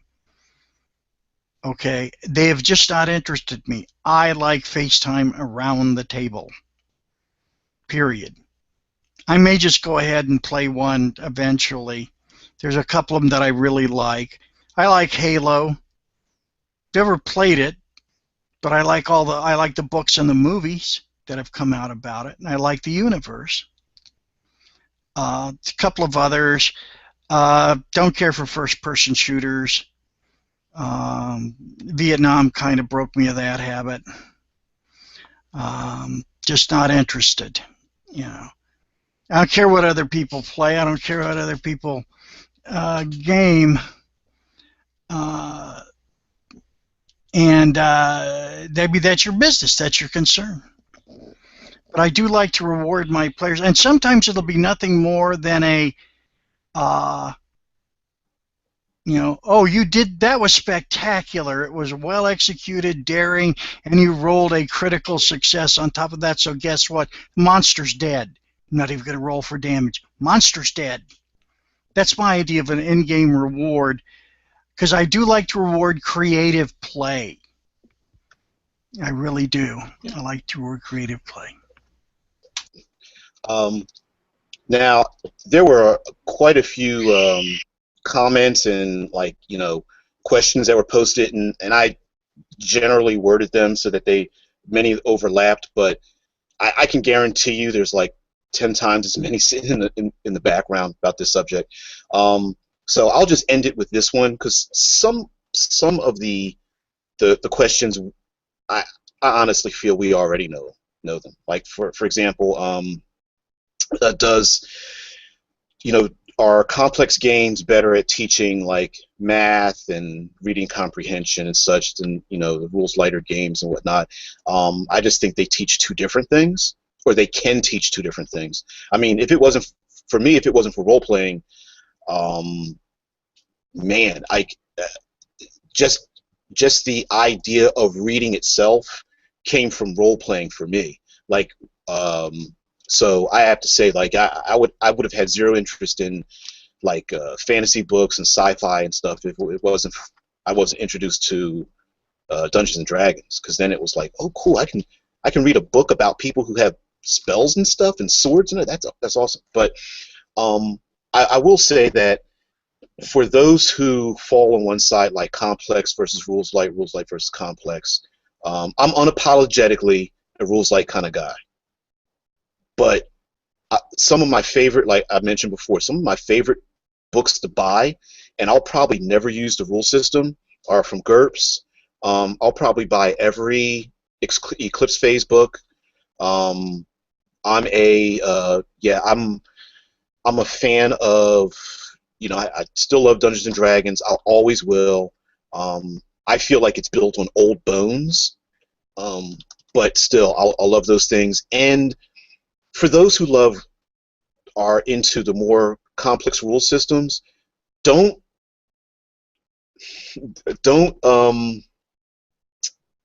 ignore the rules light supplements that are built off of the framework of those games. Like Savage Worlds has some mashup backgrounds.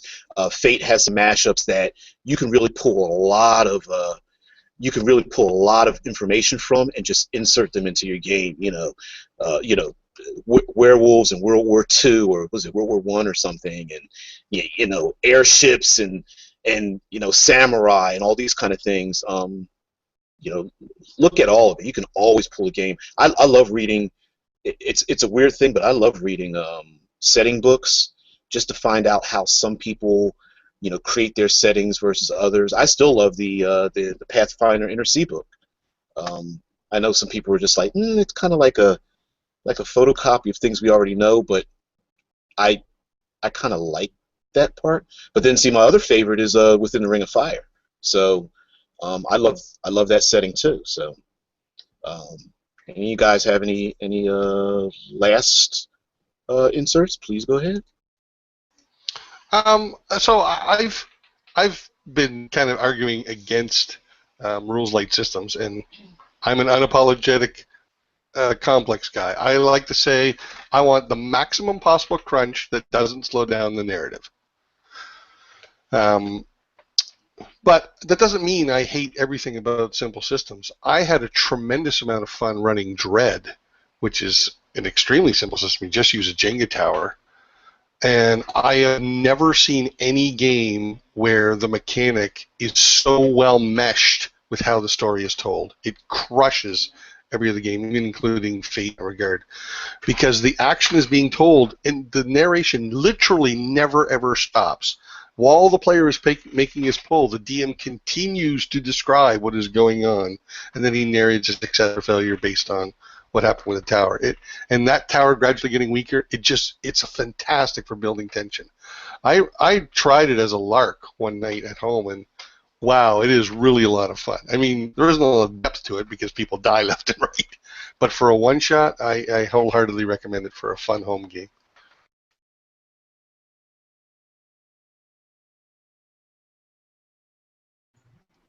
I don't know. I'll say I'm not like diametrically opposed necessarily to one system or the other. It may seem in today's debate that I strongly favor rules-heavy systems. However, I would say that I was perhaps more just defending them. I think they both have, rules light versus rules heavy. Both have their merits, and it's entirely dependent, I believe, on the game that you're trying to present to the players and ultimately what they want. You know, one system doesn't necessarily do anything better than the other. And as a testament to this, I have a one-shot that I've ran using Savage Worlds, Fate, D&D, Cypher System, Numenera, Fantasy Age, a plethora of games, all varying in their rules intensity, and the game went off without a hitch every damn time. It's just a matter of your grasp of the rules as they were and what you feel capable of doing with them. So I mean, I think you should try everything, at least once, maybe twice, depending on your experience, and just don't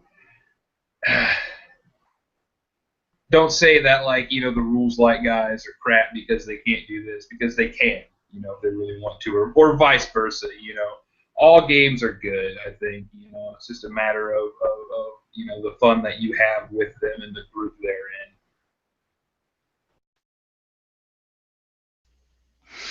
Yeah, I pretty much go along with that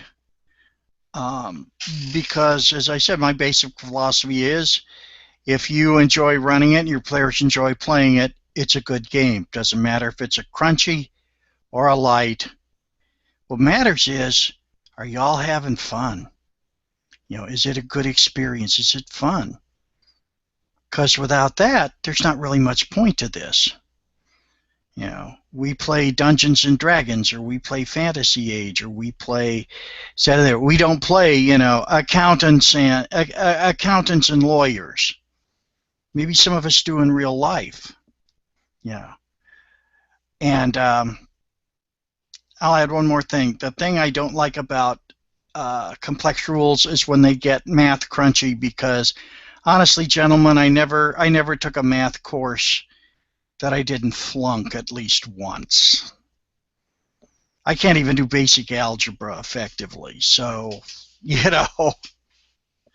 odd as that may sound. But I think it depends on what do you have fun doing. And I'd like to put in one more thing. A lot of it, too, depends on how prepared you are as a GM and how well you can improvise. Okay, well, y'all have just been great. It has just been wonderful meeting with you and interacting with y'all. Okay, who's next? So, of course, fun and what a group of players come together to do is always the baseline for what's going to happen at your table. Ultimately, I think the question that we're talking about, the reason that this question is on the table is because what nourishes the hobby. maybe it's that people are kind of being pulled further apart. Maybe there's people that are deeper in family life or have to work more unpredictably, and campaign play is fundamentally harder than it used to be. And you can't really play a vampire one shot. Playing a D&D one shot, I have to admit, you might as well just play Savage and have more fun that day. So if that's what it takes to nourish the hobby, then maybe. But I think, we all, or many of us, grew up and learned the game. We played week after week in the basement with our friends in these games that just had like a rabbit hole to fall into. And after you ran the game, maybe a different buddy would pick it up and the game would have enough stuff in it and like unexplored corners that when he ran it, it would be different. And so that's sort of where I come down. It's like maybe there is pressure, but look at where we started and look at what might keep kids going back in that basement. I've had a great time with you guys. All right, so we will be signing off for this. Of course, this would never cover every corner, and it'll still go on. But I will admit that separating, creating yet another division in the role-playing community, rules light versus rule heavy, is just it's stupid. It's idiotic because the role-playing community has so many distractions to it for our entertainment time and effort and money that we need to support our own, whether it's creators, whether it's other players, whether other GMs.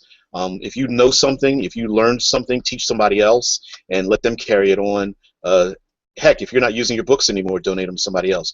And lastly, I will say that find a new vocabulary. Hate doesn't help anybody. One of the best vocabularies that I've learned are the 8 types of fun.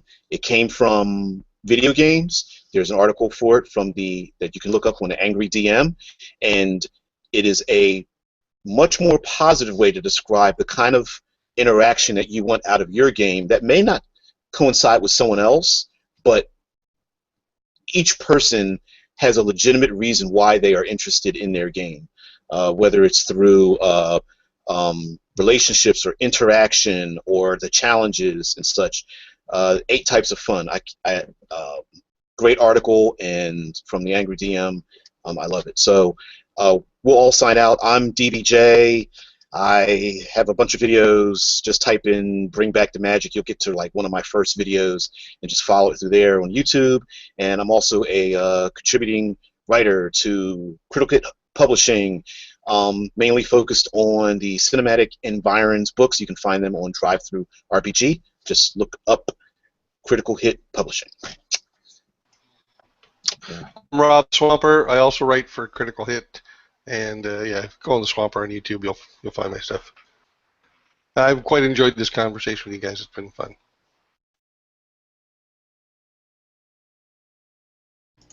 My name might or might not be Jay or Justin. This has been a great talk, an intergenerational one, and it's put into perspective a lot of what I think, and I appreciate that. I'm not publishing any stuff right now. Right now, I just want to play more of the game, and I'd like to see more of it happening with people that are younger, so that my son has something to come into, and that's job one for me. Cheers, guys.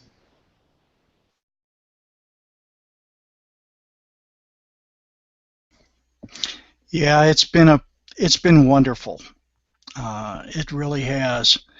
I think that I learned a lot, and as far as the kids coming into it,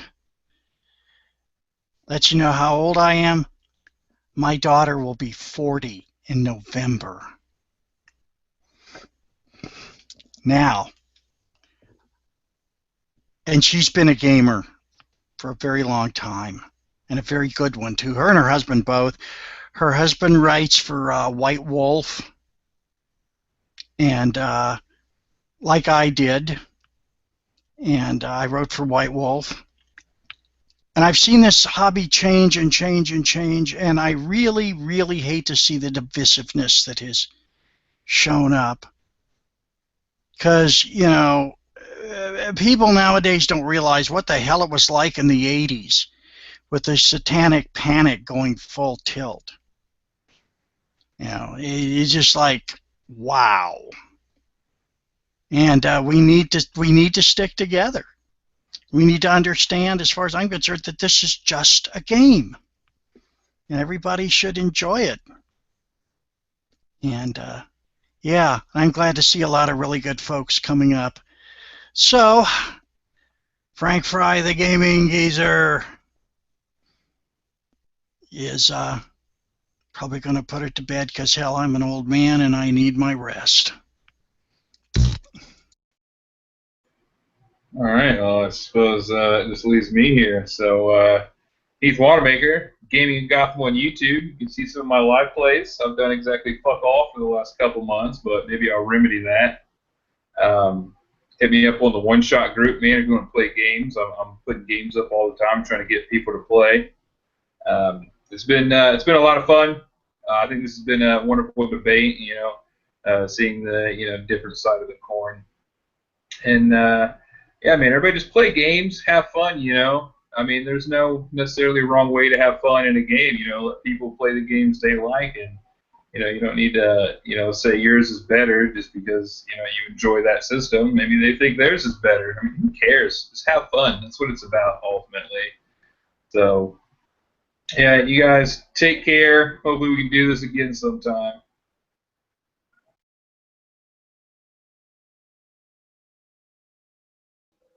Okay, everybody. Thanks for those who've been watching, and everyone have a good morning, evening, afternoon, whenever you see this or listen to it. And I hope you get something out of it.